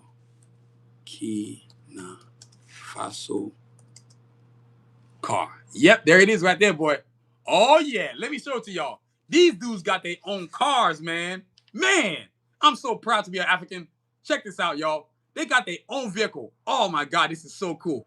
Okay, y'all, give me a second. I got to show you the images. Look, let me flip the camera. Check this out, y'all. Africa got its own vehicle. You see this right here? Burkina Faso launches electric vehicle, man. And, man, they are making some amazing cars, man. Look at this. Look at this, man. Look at this. This thing is pretty. Look at that pretty thing, boy. Man, whew, that's what I'm talking about. Look at this. They got another one right here. And they got SUVs. They got sedans. They got all kinds of cars, man. They got trucks, man. Oh, my God. And then the cars are made in Burkina Faso. You know what I'm saying? In Ouagadougou. You know what I'm saying? Oh, my God. I'm so proud to be African right now, man. These guys, oh, my God. This is so beautiful. Look at this. They got their own vehicle, man. This is what I'm talking about. And it's electric, too. Electric vehicles. They're not messing around. Man, this is what I'm talking about. This is what we've all been dreaming of as Africans. Look at this. Look at this, man. Man, this is where it's at. Y'all know what I'm saying? So now in Burkina Faso, we've got their own vehicle. The car is actually called, and let me see. The car is actually called, yeah, there it is. That's the name. There we go. Okay, give me a second, y'all. Y'all see that name right there? AITAOUA. That's the name of the vehicle. You know what I'm saying? And that stallion symbol is the symbol for African vehicles. So look right here, look at this. Burkina Faso unveils its first locally made electric car. No more Teslas, no more none of that bullshit. You know what I'm saying? That's the name of the car right there. I can't tell you how proud I am to be an African, man. This thing is gorgeous, boy. Man, that's what I'm talking about, boy. And that's what happens. You said that right there? That's what happens when you start a revolution. You in turn create sovereignty. You in turn create independence. You know what I'm saying? You know what I'm saying? So, you know,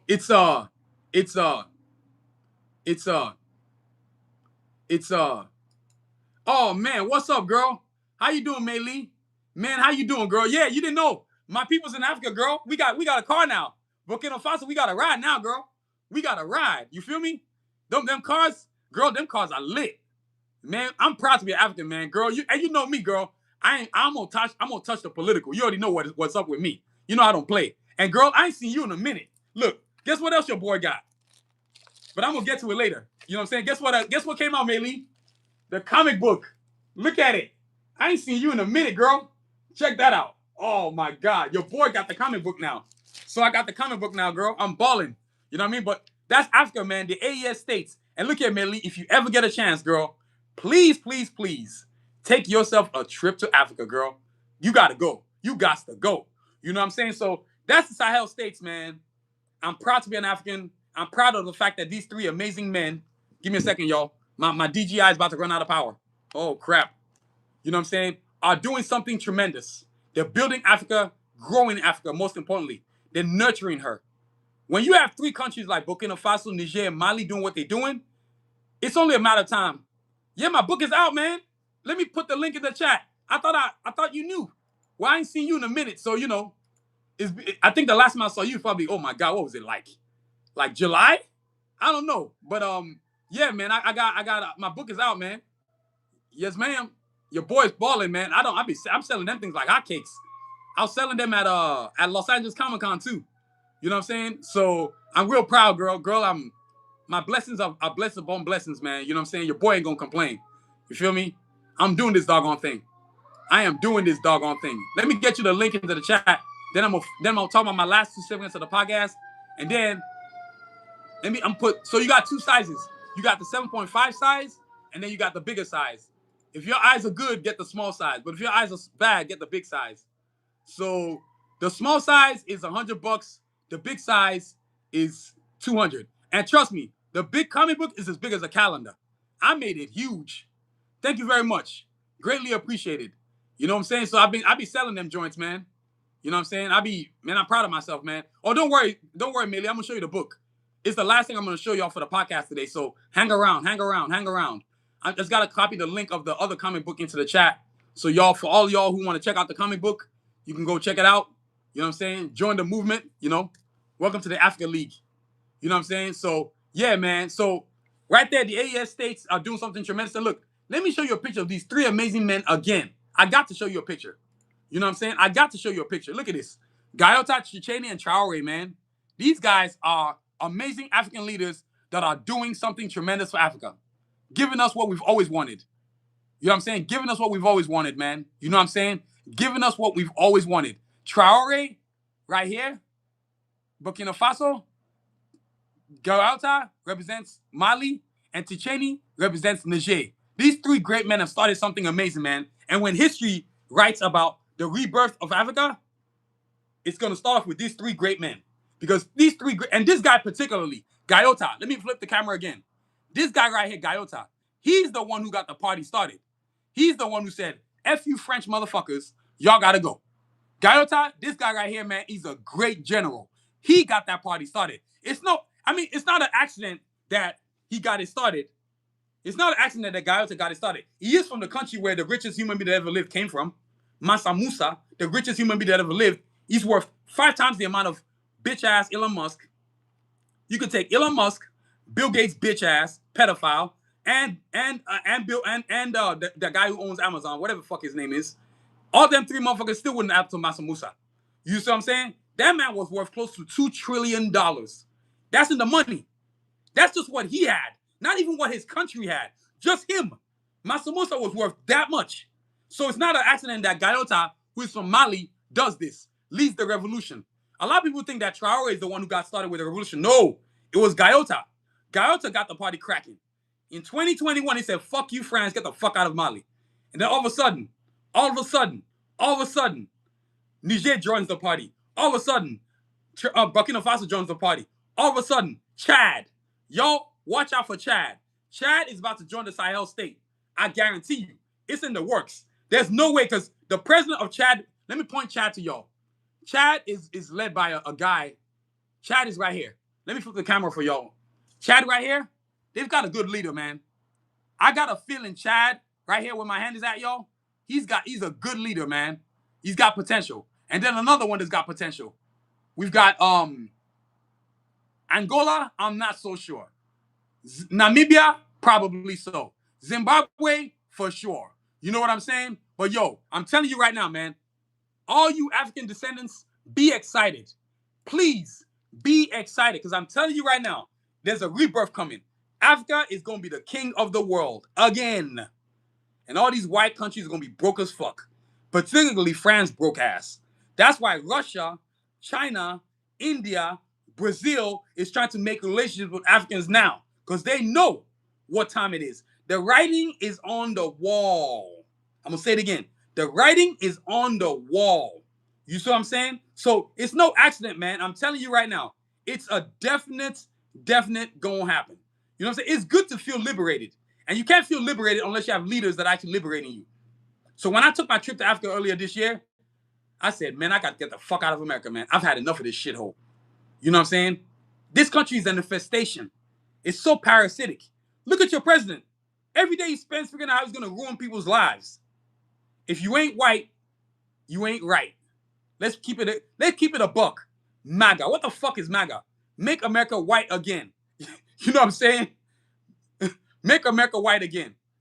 What the hell is this Heath Slater's talking about? He sent 100. Motherfucker, you ain't send me shit. You better get your ass on my website. You're going to buy some shit. Some of you motherfuckers talking about what you sent. Like, keep that shit to yourself. Think before you type some shit in my chat, man, before I block your ass. You know what I'm saying? So, yo, that's the Sahel states, man. Now, as always, oh, look, man, Lee, I don't know if you can see, but behind me is the new banner for my characters. But don't worry. I'm going to be showing you the new posters for my characters, too. You're going to trip out, man. Oh, my God. I wish I could show you videos from the art event from the show, man, LA Comic-Con. It was off the chain, y'all. Off the chain. But now, so that's the Sahel states, man. Now, get your mind right. It's a segment that I always do. And what it incorporates is I talk about, give me a second, y'all. I talk about mental health. Because to me, mental health is important.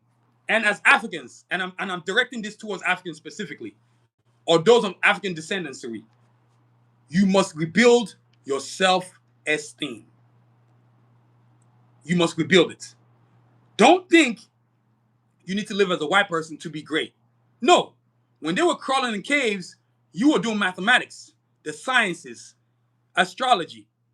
Why the fuck you want to be like somebody that's beneath you? Why you want to be somebody who's recessive? The first human being on this planet was an African woman. So why the hell we want to be? Why the hell we want to be something that we ain't? So today's Get Your Mind Right segment. Oh yes, it's about the African. You must, and I stress this again, you must love yourself. You must rebirth yourself. Trust yourself. Let me tell y'all something. The current GDP for America is 27 trillion. Out of that 27 trillion, 4 trillion of it, 4.5 trillion of it is accounted for by African Americans. What do you think is going to happen when that 4.5 trillion decides to go to Africa? Now you left at 23. Now you have Hispanics. The same Hispanics that they are raiding with ICE motherfuckers. What do you think is going to happen when you take 3.5 trillion away from America? Now you're down to 18. Guess what that means? Now China has a higher GDP than you. You see what I'm saying? Economic flex is the power you use. If you want to teach white people a lesson, take away their fucking money. That's why they always find ways to try to figure out how they're going to get behind you. The most destructive entity that's ever been created since the Berlin Conference is the fucking CIA, followed by the fucking UN and then NATO. None of those fucking organizations and the FBI have ever done shit for any other country. They create destabilization, they steal, and I stress the word steal in all caps. If it ain't, right now they're in Haiti, right? They're in Haiti right now, y'all. Talking about there are gangs in Haiti. Those aren't gangs in Haiti. Those are freedom fighters. For the longest time, 12 Lebanese families have owned all mannerisms in Haiti, directing life in Haiti. And the Haitian people said, fuck no, hell no. Get your shit and get the fuck out. Now, the U.S., hiding behind world whatever, decides we're going to send 200 white soldiers to, they call it a coalition of soldiers. No, ain't no fucking coalition. These Lebanese families paid America to send soldiers to Haiti to come and defeat these Haitian freedom fighters. I got news flash for your ass. Them Haitian brothers are some bad motherfuckers, boy. I promise you. Haiti brothers, them brothers gonna give them motherfuckers that work. I promise you. Now, guess what's really more funny? Prior to the U.S. sending these soldiers to Haiti, what were you seeing on TV every single day? Haiti, Haiti, Haiti. Now that they're doing their dirt, why isn't CNN, NBC, and Fox News talking about Haiti anymore? Or because you want to do your dirt in the dark. And then when it's done, you want to say, oh, we went there to go liberate them. Fuck your liberation and your democracy. They don't want that shit. At one point in the 1980s,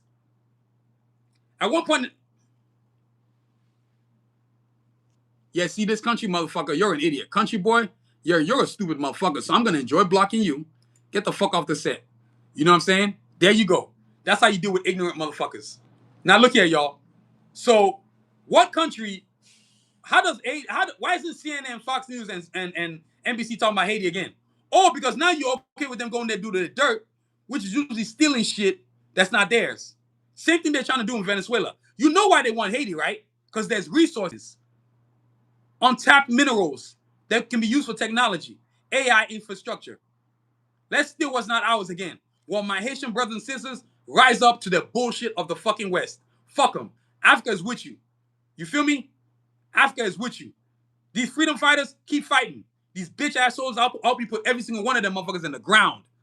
Every single one of their bitch asses. And all you African countries should be ashamed of yourself because you should go send help to your Haitian brothers in Haiti and help them fight these white imperialists. Because that's what's happening again. Imperialism. Fuck that shit. You know what I'm saying? Let me tell you another thing too. This is important. This is why this is your Get Your Mind segment. This country right here. Let me show it to y'all. Right here. Nigeria. Let me flip the camera around so I can see it. This country right here. Nigeria, my country. Y'all see this hand right here? My country. When Nigeria decides to take flight, this country is the leader of Africa right here. When Nigeria says, you know what, enough's enough, it's going down. So guess what's going to happen, y'all? Nigeria eventually, whether it's 6 months from now, 1 year from now, but we're going to tell the government, you motherfuckers are done. And there's going to be a revolution. And it's going to get nasty. But the country's going to get right. And when it gets right, Africa's going to go in the right direction. Now, when bitch-ass U.S. wants to go invade Haiti, they're going to have to think twice about that shit. Because there's nothing Africa doesn't have. All the resources. So guess what we get to do with those resources? Do business with who we want to do business with. So guess what that means? If we need nuclear arms, guess who we get it from? Russia. Fuck America. If we need whatever we need, we go get it. We ain't talking, we ain't got to do business with you. You know what I'm saying? You know what I'm saying? You know what I'm saying? So this loser right here, I'm going to get him off too. Nobody cares what you think. Hey, Maylee, you know I love how all these bitch motherfuckers come on my platform and think if they say something, it's actually going to mean a damn. Look at this loser right here. Look at this loser. We'll see. I know you jack off all day long with your 5 subscribers. What a fucking loser. These guys are bums. This is what I mean by Americans. They are some stupid motherfuckers. Idiots. Small minds, puny brains, and little dicks. Oh, I can't get it up. Somebody help me. Like, you're such a bitches. Such bitches. Man, such bitches. But that's your Get Your Mind Right segment. Africans in the diaspora, that's Caribbeans, African Americans, wherever you at, Haiti, Jamaica, Belize, Barbados, Saint Vincent. God, the list is endless. Please rebuild your self-esteem. We are the beginning of man. We are the past. We are the present. And we are the future. It's no accident that the youngest population is Africa. Guess what that means? Power, economic infrastructure, talents. And guess what these bitch-ass Western Hemisphere countries want to do again? They want to use it. Fuck you. You're not getting shit. No, we're not going for that. No. We will use our own shit to build our own continent. We don't need shit from you. So guess what that means? Industrialization, sovereignty. Those 2 things are important. Health system. You know what I'm saying? Financial structure. One fucking currency. One fucking currency. You know what I'm saying? They've done it in the Sahel. 3 countries in Africa will lead joint forces. The rest of y'all need to go join them motherfuckers. Let's bring the dream of Gaddafi to life. Because the Gaddafi wanted to create the Afro dinar. And that's when the U.S. sent that bastard Obama to go kill him. You know what I'm saying? Fuck Obama. I am not a fan of Obama. He's a piece of shit to me. He's just a coon. That's all he is. And you know, to be honest with y'all, yeah, I know his daddy's from Kenya, but he needs to be banned from Africa just for killing Gaddafi. lifetime ban. Him and his fucking kids and his fucking wife. Fuck them all. You know, I used to be a fan of that motherfucker. I used to watch. I used to watch. I like watching motivational videos, and once in a while, I watch this video on Obama and Michelle Obama talking about motivation.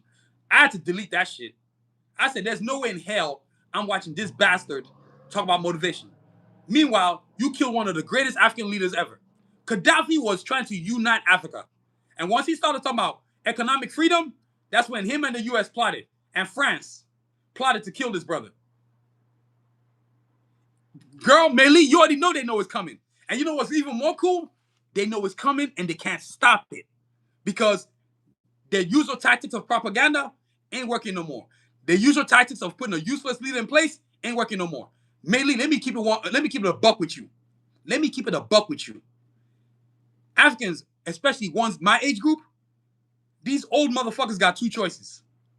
And I'm gonna say it as nice as I can. Either you move out the way, or we're gonna body you out the way. That's how it's gonna go. Or we're gonna fix Africa, that's for fucking sure. So you can either leave, or we can move out your way. You know what I want to see in Africa? A bunch of coups all over the fucking place. I want Guyota, T. and Traore telling us how the fuck they did it. So we can do the same shit all over Africa. Kill off all these motherfuckers. They all gotta fucking go. They're all pieces of trash. Straight up. Everybody knows they're trash. They gotta go. So now, you're not serving fucking Western Hemisphere. You're serving Africa. And when you have a strong Africa, you have a strong African diaspora. That means the brothers and sisters in the Caribbean. That means the brothers and sisters in Belize, St. Vincent. You know what I'm saying? Jamaica. They can have something to look to. Because they're waiting for the leadership of Africa. They're waiting for fucking Nigeria to step the fuck up. My country. As a Nigerian, I'm so fucking disgusted with our bitch-ass leader, Tinubu. He's a piece of shit. This old piece of shit that's 76 years old, who used to be a former cocaine pusher, now he's fucking our president. This motherfucker had the nerve to say, it's my turn. In my language, that means, my turn means otikomi, which means it's my turn. This motherfucker orchestrated 5 other presidents before him, and then decided, you know what? It's time for me to become president. No, fuck you. You get to be president if you know what the fuck you're doing. Y'all know what I'm saying? So that's where we're at, man. I am proud to be African. And if you are of African descent, please be proud of yourself. Love your chocolate skin. This thing is the most beautiful thing God ever put on this earth right here. We have everything they wish they had. Not to mention we have brilliance, intelligence, beauty. And I'm going to say this again as I always say it. And I can't remember who said this line, but I always keep it in mind. Black beauty without black power is useless. And stop calling yourself black. We're African. You know what I'm saying? We're from the African diaspora. We're from the beautiful continent of Africa. The greatest thing God ever put on this earth. We supply the world. We are the supply arm. China ain't shit without us. 80% of what China exports to the world, 80% of it comes to Africa, comes to Nigeria. So why the fuck you think China is not going to behave on the best behavior? We don't play that shit. Let me tell y'all a little story. And this is all about getting your mind right. There was a Chinese restaurant in Nigeria. A bunch of Chinese motherfuckers decided that, oh, this Chinese restaurant is only going to be for Chinese. In Nigeria? Shit. Guess what the fuck we did? We rolled up on them motherfuckers. We closed the fucking door. And we put them hands on those Chinese motherfuckers. And then we told those Chinese motherfuckers, if you want to keep breathing, anybody and anybody going to come in this motherfucker. And they close the fucking shop down and the shit is done. We told those Chinese motherfuckers, get your shit and get the fuck out of Africa. We don't play that shit. Look, one thing about Nigeria, we may have crooked leaders, but these crooked leaders, they got some pride now. They ain't gonna let you talk to them any kind of crazy way. We don't. Let me tell you something about Africa. There's one country you don't want to fuck with. And guess what country that is? The country that I'm from, Nigeria. And then there's one section you don't want to fuck with. Guess what section that's from? Abeokuta. We the wrong ones. You gonna fuck around and get your ass handed to you. We don't play that shit. You know what I'm saying? So this is what I mean by getting your mind right, y'all. I know it's longer than usual, but I needed to talk about it. You know what I'm saying? Getting your mind right, y'all. I'm begging for all of y'all who are from the African descendanship. Love yourself. You know what I'm saying? Like the bullshit that went down in Mississippi, right? That one young brother, Reed, who was hung by 4 white fucking students because he was defending his sister from the racist bullshit of Charlie Kirk's bitch ass, right? So now we supposed to celebrate Charlie Kirk for what? He was saying all kinds of fucked up shit about us. What the fuck we gotta be afraid of that motherfucker for? Talking about you want a race war. Please, let's have a race war. We want one. African Americans been waiting on this shit. You want to go? Let's go. Are you kidding me? We ain't afraid of you. Talking about a race war. Let's go. Shit. Like Malcolm X said, you've got the condition and you've got the powder keg. You can't have both. You cannot have both. And the powder keg's about to go the fuck off. You ever know how like the fuse on the thing is always burning till it gets to the powder keg? Well, the fuse is running out of fuse. The thing that's lit up, that's firing, is running out. This country is a powder keg waiting to go off. And everybody knows it's true. And guess who's the idiot who's going to spark this motherfucker? This dumbass idiot we call our president. So Africans all over the world, except for the coons, because there's a lot of y'all that've got the yes, massa disease. I is good, massa. Hey, massa, what do you want me to do, massa? I is good, massa. I want to keep serving you, massa. Clarence Thomas, Tiger Woods, Obama, bitch ass motherfuckers. You know what I'm saying? I is good, massa. I want to serve you, massa. What do you need, massa? You know what I'm saying? Bitch ass motherfuckers. God, I miss Tupac so much. I miss Tupac so fucking much. Damn, I miss Tupac. I really do. I miss Tupac so much. The African American community hasn't had a leader since Tupac died. Look at this imbecile right here. I got to get rid of this moron. You definitely got to go. You know what I'm saying?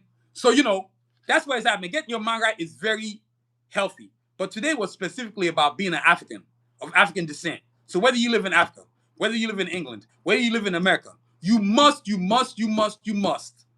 love yourself. Love your color. Love your identity. Love your culture. Love yourself, man.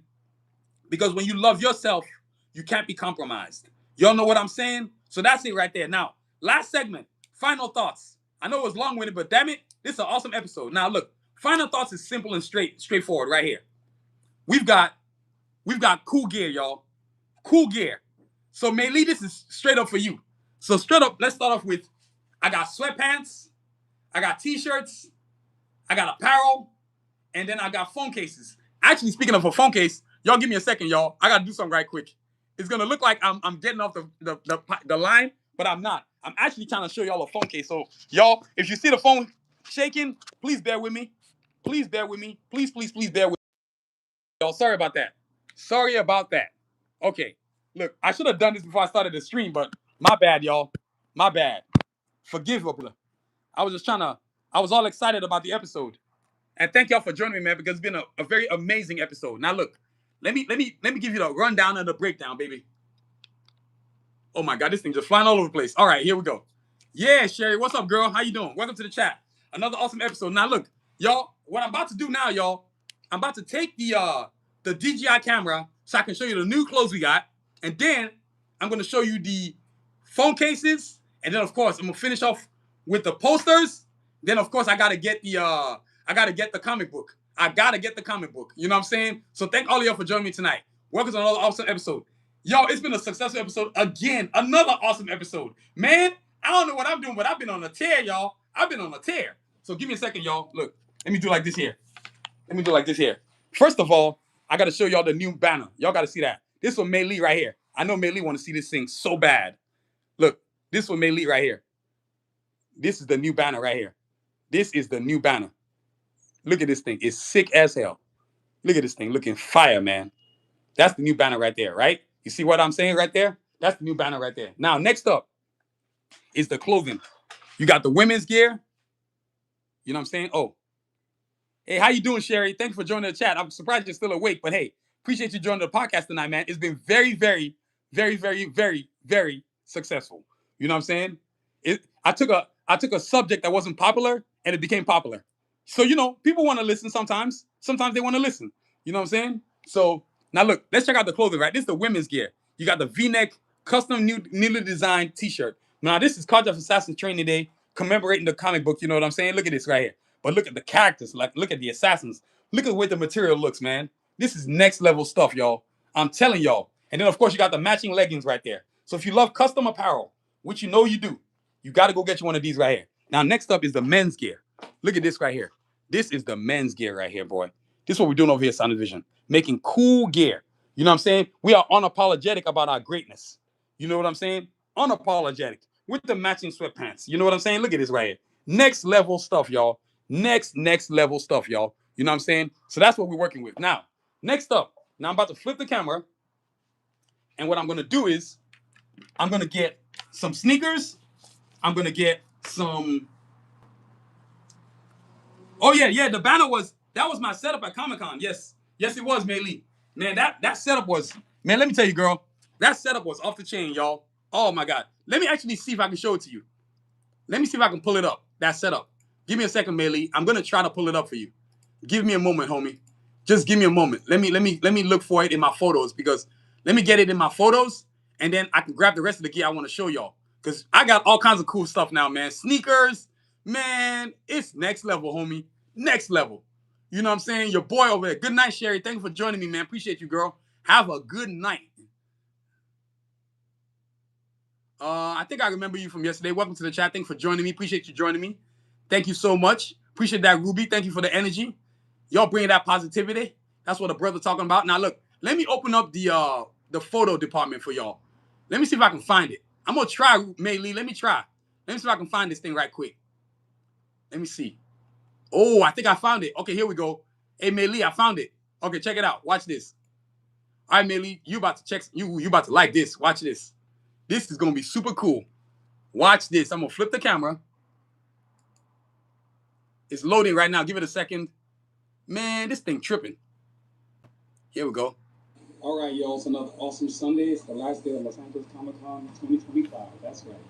Q05 is the table number, Artist Alley. So let's check this amazing setup right here. As you can see, I want to give you all the whole snippet right there. Let's check out the whole thing. Let's get in real close. Starting with the Project Assassin universe, the banner right there behind me. You can see the awesome Project Assassin comic book right there, Training Day, available now on sales on sovergnty.com. Now let's check out this whole thing. It's getting real close. Look at that. We got all kinds of cool stuff, man. Project Assassin Century Living. Look at this awesomeness. Project Assassin's male's outfit, t-shirt and pants. Project Assassin's platinum bomber jacket. You got the Wolverine high tops, Batas 3 high tops right there. You got the Project Assassin's kid sneakers right there. You got the Project Assassin's poster, 11x17, all kinds of different sizes. You got the Project Assassin's Training Day comic book. You know you gotta get that. You got the Wolverine, Green Lantern, Artillery, long sleeve t-shirt, Project Assassin's ladies t-shirt. You know what I'm saying? We got the t-shirt, we got the sport leggings, we got the Blade, Batas 3 low tops. We're doing magical things over here, man. So, yo, awesome Sunday, another awesome setup. So, y'all, that's right there is what's up right there. Y'all see what I'm saying? So, yeah, man. Thank you very much. I'll do my best to be funny, man. So now look. Let me break out the gear. I got to show y'all the gear. Look, let's check it out. Look. Let's start off with the, I'm going to show you pants. I'm going to show you hoodies. Look, check this out. This is a bomber jacket to commemorate the College of Assassins Training Day comic book. Yeah, it was, Mei Lee, it was so much fun, girl. You don't understand. Man, it was popping, man, at the show, man. It was so much fun. And then, of course, to be getting the comic book out for a lot of people buying it, that was even more fun. You know what I'm saying? That's, man, it was off the chain. Look, check this out. This is a bomber jacket right here. This is a platinum bomber jacket, right? That I created to commemorate the comic book, right? So a platinum bomber jacket, right? Man, oh my God, this off the chain. You don't understand. Look, let me just show it to you in snippet, right? Look at this thing. This is sick next level stuff right here, man. Look at this. With the marble velvet, and it can change lighting, right? Look at this. This is next level stuff right here, man. This stuff is heat right here, boy. You know what I'm saying? And you don't have to buy a platinum bomber jacket because I made this one strictly for me. You can actually get a basic bomber jacket. I've got it on there too. But this one's to commemorate the comic book because I'm honoring the comic book, man. You know what I'm saying? So I've got sneakers. I've got phone cases right here. Look, phone case right there. College of Assassins Training Day. You see it? Look at this. This is next level stuff, man. This is my newest toy. This is my phone case for the foreseeable future. You know what I'm saying? I'm proud of what I've done. Not to mention, Hey, May Lee, you want to watch yesterday's episode podcast? I did an episode about version 1 of my characters. Man, it was popping. You got to check that out. You know what I'm saying? So this is the bomber jackets right now available on sovergnty.com. Then, of course, you got sweatpants. And then, of course, I just showed y'all the t-shirts. So look, this is sweatpants right here. You mean you want the phone case? Yeah, phone case is available on sovergnty.com. I am very proud, most definitely. Look, check this out. Look at this, y'all. These are sweatpants. These are sweatpants right here. So with all the new designs of the characters right there, you got the carjacks on one side. So you look, you got Cajun, Escalade, Glocks, Rasputin at the bottom. On this side, you got Sun Tzu, you got Artillery, you got Kanji, you know what I'm saying? You got Revo at the bottom. And then if you flip it to the back, right, you got more awesome characters. You got Excursion, you got Snipes, you got Yukon, you got the Coyotes, and you got Seth. Then on this side, you got more awesome carjacks heroes. Sincere, right there, which you can see. Shepard, you got Diesel right there. Then, of course, you got Sphinx right there at the bottom. So, man, I'm just making cool stuff, man. You know what I mean? And all this is all. Yeah, you buy it on my website. Let me put it on the website. Let me put the website up for you. Give me a second. Let me pull up the website for you. Let me see. Give me a second, mama. Website. Okay, here we go.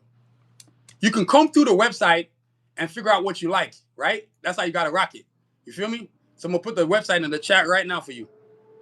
So through the website, you can find everything, including the comic book I'm gonna show you.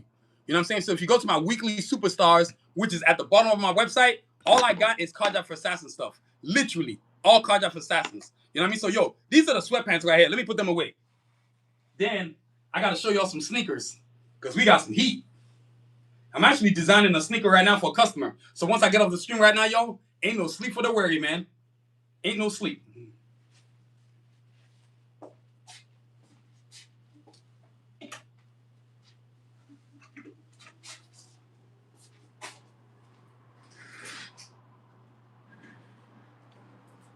Okay, now, all right, y'all. This is the fun part. I'm gonna pan my. I guess maybe I shouldn't pan it. Let me just bring the sneaker to y'all, and then I'm gonna show y'all the posters, cause I for sure I gotta show. See, well, as y'all well know, I do dog hoodies too. I didn't want to forget this, cause I know I'm always forgetting dog hoodies.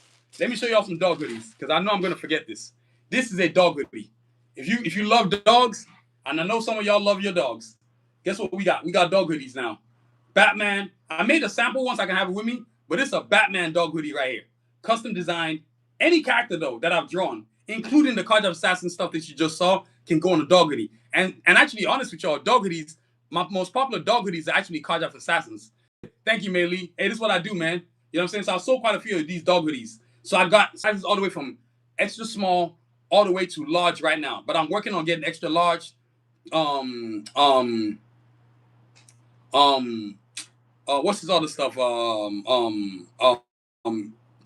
and 3XL, all them others, you know, because you got a lot of large dogs out there, boy. I'd be like, damn, these dogs are huge. So you know what I'm saying? We got dog hoodies right there. You know what I'm saying? And we also got laptop cases. We got phone cases. So there's all kinds of. Let me see if I can get the suitcases. I'll see if I can grab the suitcase. I'm just showing y'all all the stuff that I know is super cool. Give me a second, y'all. Give me a second. And then I'm going to show you the posters. Hey, Ruby, go ahead, man. If I see your order, great. If I don't, it's okay. Because people usually say they're going to buy and they don't buy nothing. So be sure to make, how can I say this nicely? Follow through on your word. You feel me? Follow through on your word. You know what I'm saying? So go on the website, see what you like, order it. And if I see you buy a comic book, I'm definitely going to sign it for you. Whatever you buy, I'll definitely sign it for you. You know what I'm saying? Follow through on your word. You know what I'm saying? A lot of people that I generally talk to when I go streaming, because I don't really talk to people at all, except for Mei Lee and maybe a few others. I rarely talk to people in this stream. I try to avoid it. Yeah, go Ruby though. I appreciate you if you do, man. It's greatly appreciated, you know what I'm saying? Because people support what I'm doing now is the reason why I've grown. And you know what, y'all? To maintain my independence, because y'all know I got a job. But what I did was a friend of mine told me to go start a GoFundMe. Thank you again, Ruby. Appreciate you, man. So whatever you decide to buy today, I'm going to see your name. Hopefully your name shows up as Ruby Jones too on the order. So, you know what I'm saying? I look forward to what you decide to buy. And anything you decide to buy is greatly appreciated because all it further does is grow this dream of mine that I'm growing. You know what I'm saying? So I'm really appreciative of you even showing up tonight. So thank you for joining the stream tonight because y'all bring that positivity and that energy, man. Now, the stuff that I want to show y'all. Oh, I forgot.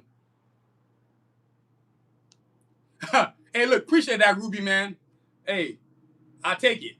I take it. And don't forget to share. Send this link to your friends so I can get more followers and more subscribers. You know what I'm saying? Now look, let's get to these the sneakers. Okay, look. I'm gonna pan through the sneakers one at a time, one at a time, one at a time. Look, check this out. Look at this. One at a time. Look at this. So these are kids Batas 3 low tops, right? So for a lot of people, what I'm noticing more and more now is that I always thought people liked high tops. Apparently, people like low tops. Cool. I like low tops too. So guess what we got here? We got the Cardiac Assassins Kids low tops. And don't worry, I'm going to go grab the adult. Right here. This is the Cardiac Assassins Kids low tops. This is a platinum version though. I've got the basic one on there. But it comes in multiple colors. As you can see, the way I'm designing it, you can put the art pretty much anywhere now. I've made a lot of changes, man. I made a lot of upgrades, you know what I'm saying? So this is a demo one that I like keeping with me so I can actually show people what I do. No, there's no mixed comics, Ruby. It's the comics that are on there are my own. So, you know, this is the first comic book in the whole Cardiac Assassin universe. You know what I'm saying? So this is the first comic book in the whole Cardiac Assassin universe. So the only comics I'm selling are my own, you know what I'm saying? I'm growing my own brand, you know. I used to be really for the fan art, but I'm like, fan art is getting corny, man. I can't get down with that no more. You know what I'm saying? Yeah, I appreciate it. Just go ahead and check out the website. Multiple sizes. So for the women, I got sizes 5 through 12. And then for the men, I got sizes 5 through 14.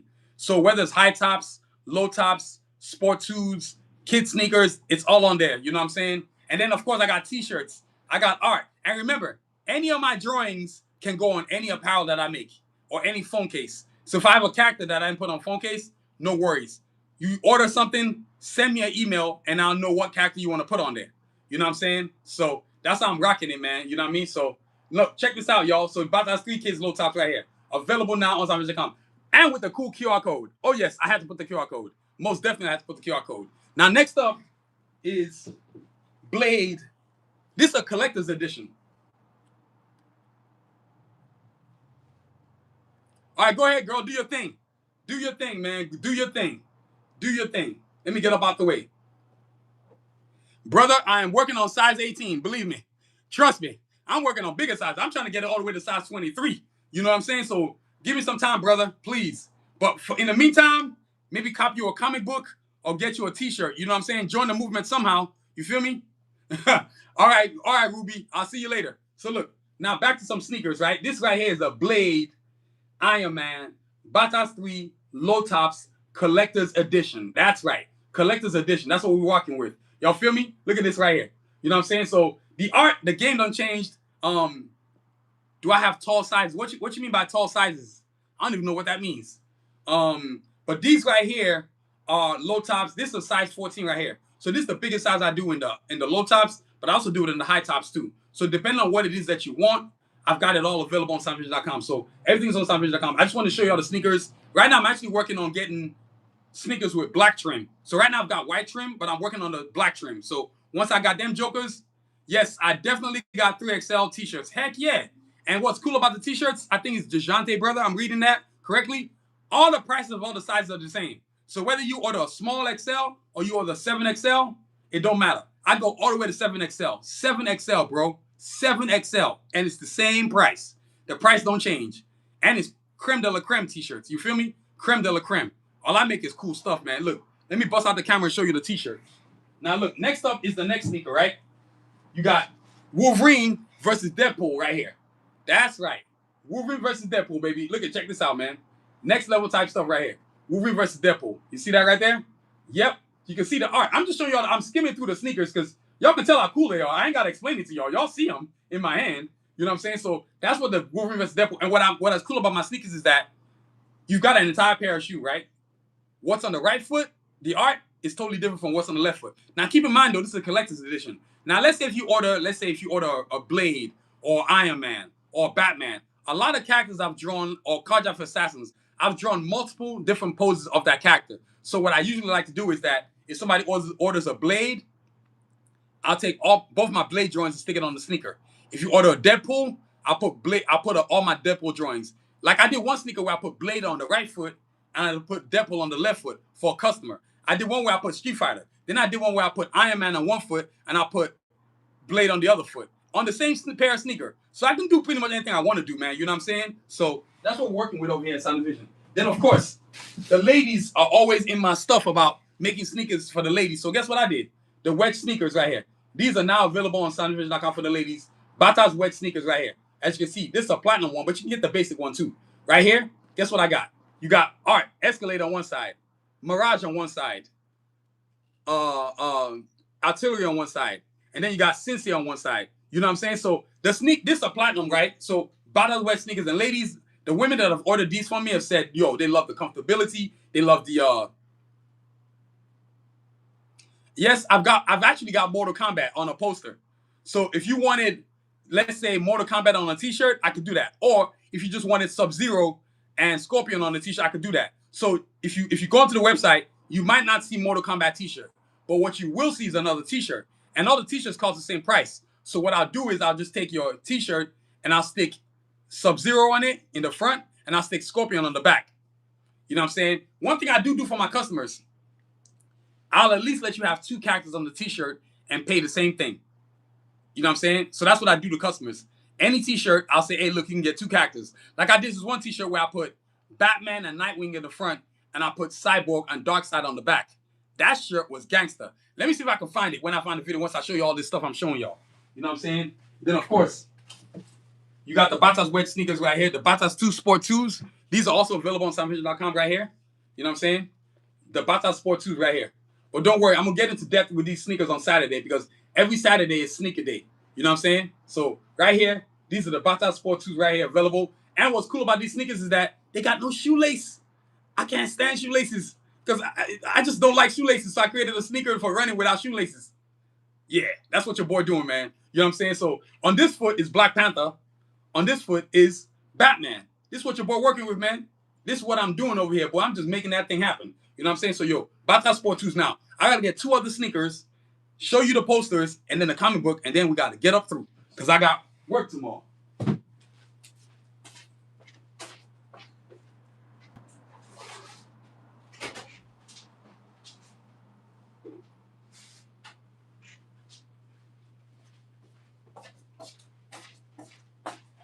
Now these are my sneakers. Yeah, I wear them to school.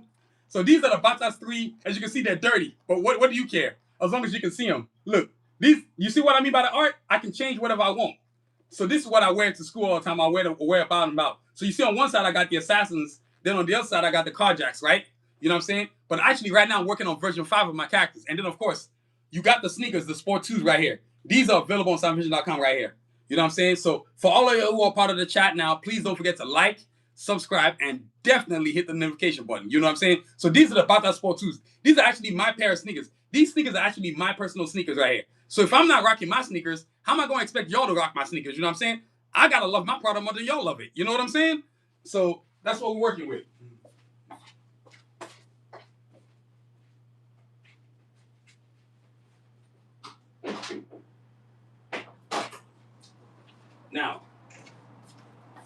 Now, right quick before I get to the posters, because I want to show y'all these t-shirts real quick. For those of you who didn't get to see it. Look, these are the women's stuff right here. You know what I'm saying? This is the women's stuff right here. And this is the men's stuff right here. This is the men's t-shirt right here. You see that? That's what your boy working with, man. So, yeah, I know you see Tupac in the background, right? I'm a big Tupac fan. You know what I'm saying? But that's the t-shirts right there. Now, what's next is I'm going to show you the posters. Look, let me do like this.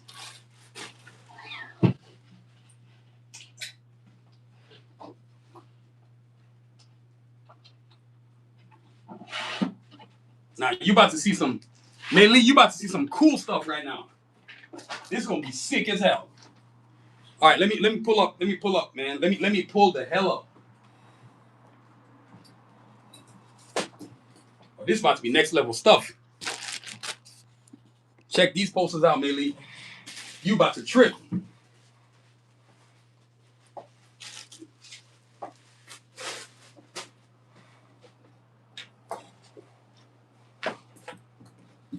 The characters don't look nothing like the way they used to look like. So one at a time, one at a time. So right now, this is the entire Cardiac Assassin universe right there. You see that right there? So that's the entire universe right there.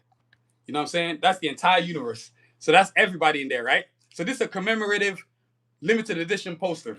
Then next up, you got the Carjacks, the heroes right here. You see how they look? They look nothing like they used to look. Then of course you got the assassins, right? Cajun and Sphinx right here. Man, these drawings, it's next level stuff, man. Then you got Escalade right here. You got Sincere right here. You know what I'm saying? You got Glocks. You got Rasputin right here. You got Diesel. You got Shepard. You got the assassins. You got Sun Tzu right there. You know what I'm saying? You got artillery. You got excursion. You got Kanji. You got Revo.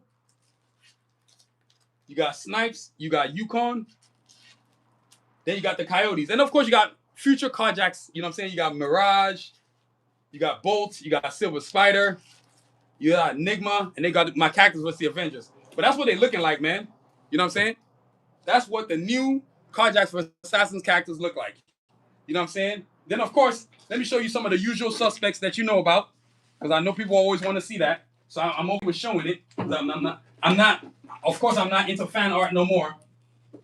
But I still like to draw some of the stuff I grew up on, right? Of course, you got Street Fighter, you got Blade, you got Iron Man, you got Wolverine, Green Lantern, you got Batman, you got Black Panther, you got War Machine, you got Flash, you got Wonder Woman, you got Black Widow, you got Captain America, you got Ryu, Bishop, Techno Man. I was selling these things like crazy.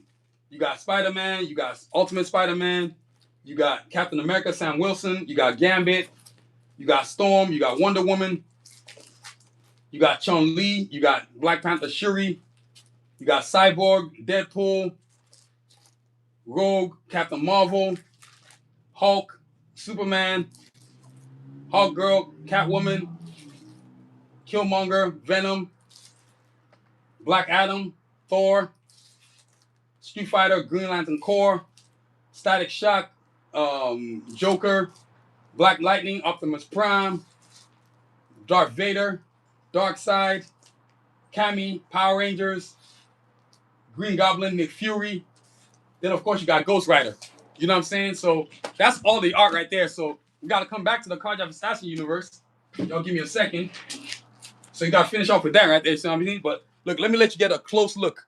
I'm about to flip the camera on you so you can see. You see that right there? That's what it look like right there, boy. So you want one of these right here, man. You know what I'm saying? That's what your boy working with. So that's what we're doing here at Sanusi Vision, man. Now, look, give me a second, y'all. Let me move some stuff back. Yeah, they look slick, man. Y'all been busy, girl. Your boy been busy. Real busy.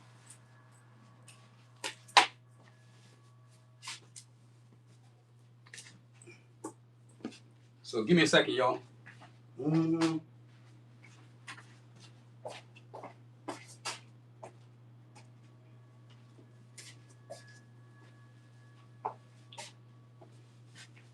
Yep, I be getting hot. I be working.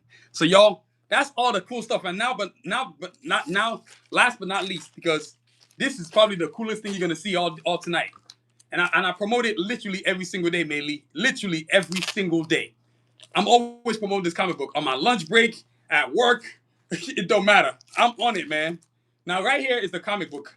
So this is the Cardiac Assassins Training Day comic book. What I have initially when I created the comic book was this one right here, the small size, right? Now I've got the new big one, and the big one is popular because everybody's like, so if you got, I put it to you this way, if you got good eyes, get the small one.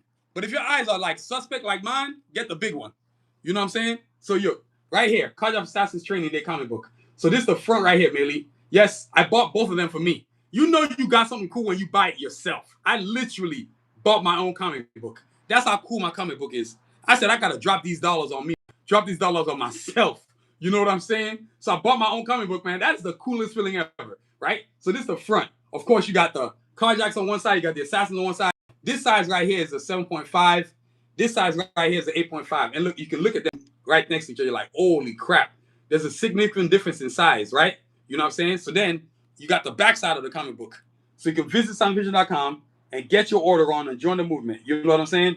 And for all of y'all, when you go to my website looking for the comic book, it's literally when you go down to the scroll down to the superstars on my opening page on my website, all the way down, the first two things you're gonna see are these two comic books, the 7.5 size and the 8.5 size. And then look on the inside. So I'm gonna give you all a little something to check it out because I'm not showing you the whole comic book. Hell no, right there. You can see the difference. You see how big the second one is? The one on my right arm is damn near as big as a calendar. You know what I'm saying? So, yo, the art in it is ridiculous.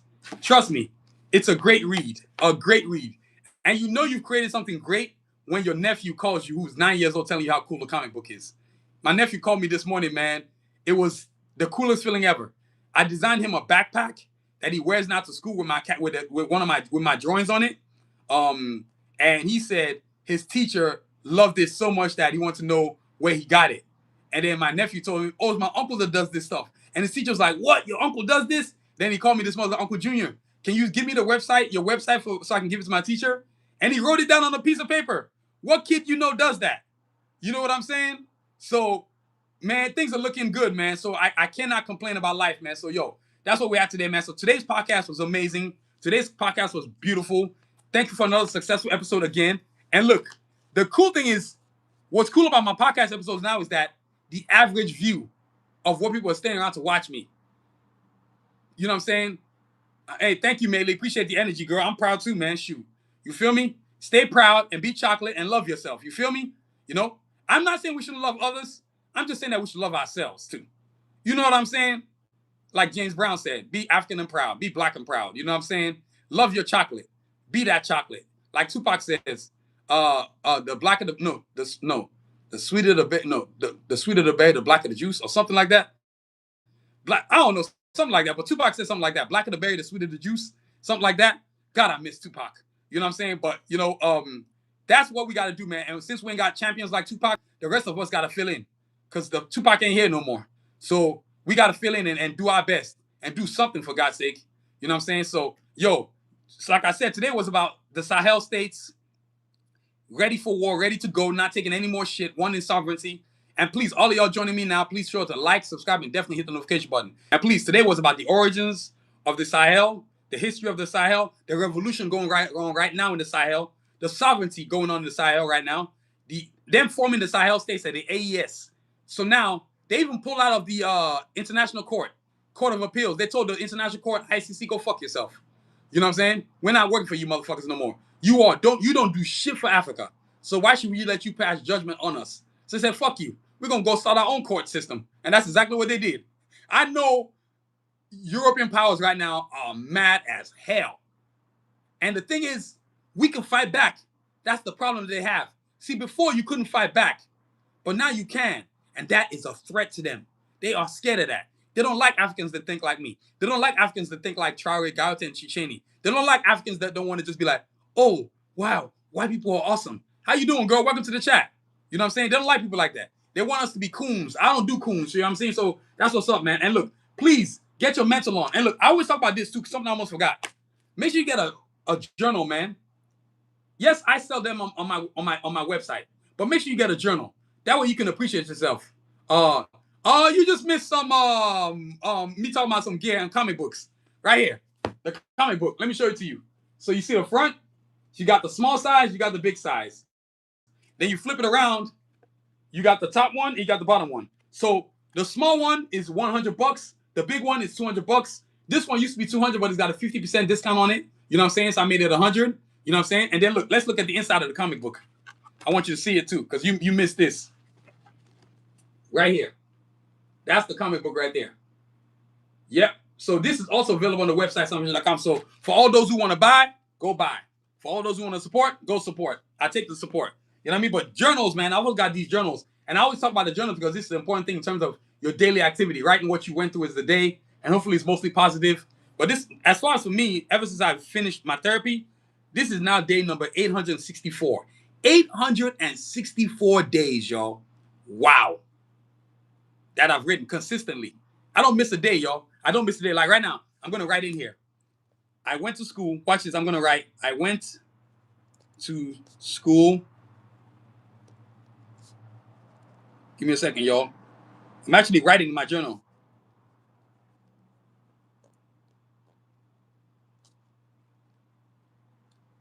Arts, 60, sculpture, right? I went live on YouTube to record podcast, to record Sanusi Vision. Welcome to the chat. Yeah, thank you, thank you, thank you. Podcast. I'm literally writing in my journal right now, y'all, right in front of y'all. Episode number 227, Ready for War. The birth of the Sahel states. And I'm gonna write, Mei Lee thinks my comic book is super cool. No, I'm just joking. You know what I'm saying? But that's what we have with this stuff, man. So write a journal of yourself every day, daily. Thank you for joining me, Evans05. Welcome to the chat. How y'all doing? I'm almost out of here, man. But thank y'all for joining me, man. It's and you always gotta have confidence in yourself, because what you write in your journal daily is probably how you're living. So it's gonna allow you to analyze how you're living, right? Because the whole point is to analyze your living. And once you start analyzing your living, you can live a better lifestyle. You can live happier. You know what I'm saying? You can live in serenity. You can chase your dreams, pursue your dreams, because we all have dreams. I don't care how big you think they are. They're not big enough that you can't achieve. Y'all know what I'm saying? So, like, for example, I always say to myself by the end of the journal, another great day. And then I say in my language, Aye da, which means I have a good life. Then I say, Moni ife ayeme, which means I love my life. You have to love your life. It's the only one you got, y'all. You must love your life. I know it may sound corny, but I'm gonna keep being inspirational to people, because there's not even enough inspirational figures in this fucking world. There's a lot of assholes out here, man. They just want to shit on people all day long and just not let you want to be nothing. No, we're not going for that. Y'all feel me? So I'm gonna put in here another great day. Confidence is a gift to myself. Confidence is a gift to myself. My arrogance will be used as my esteem knows no, my self-esteem has no limits. You know what I'm saying? You always say that to yourself. My self-esteem has no limits. So yo, that's the podcast episode tonight. So thank y'all for joining me. Look, before I get up out of here, man, I gotta thank the sponsors. You know what I'm saying? This Sound Vision podcast is brought to you by Homeland Fashions, home of authentic African fashion. Thank you, Mei Lee. Have a good night. You know what I'm saying? Stay safe. Peace. I'm almost out of here, man. I'm checking out too myself. I'll be back tomorrow, girl. Tomorrow's what? Friday? Yep, Friday tomorrow. Wait, will I be back tomorrow? I think, no, wait. No, I'm off tomorrow. I'll be back Saturday and Sunday. My bad. Saturday and Sunday. But sometimes you can catch me at lunch talking about my comic book. You know what I'm saying? That's funny. And this podcast is also brought to you by Tigler. If you need executive services from plumbing to presentation and everything between, search Tigler. Don't wait. That's Tigler.com, y'all. That's Tigler.com. And this podcast is also brought to you by Anadel Fudananko. Don't live with foot pain. Let Anadel Fudananko make your feet happy again. That's AnadelCenter.com for details, y'all. That's AnadelCenter.com for details, y'all. Y'all, thank you for listening, man. It's been an amazing episode. This podcast is produced, written, and directed by yours truly, Adewale Agboke Jr. You see how I use my base right there? Adewale Agboke Jr. Adewale Sanusi Agboke Jr. That's right. I said it. And please check out my website at soundvision.com for all the cool stuff I got. Glasses cases, comic books, beanies, t-shirts, posters, dog hoodies, you know what I'm saying? Baseball caps, bucket hats, you name it. Hoodies, this cool hoodie right here. Hoodies, we sell them too. You know what I'm saying? So please check out the website, soundvision.com. And please definitely subscribe to my YouTube channel at Soundvision. And also too, you can check out all my other platforms on my YouTube channel.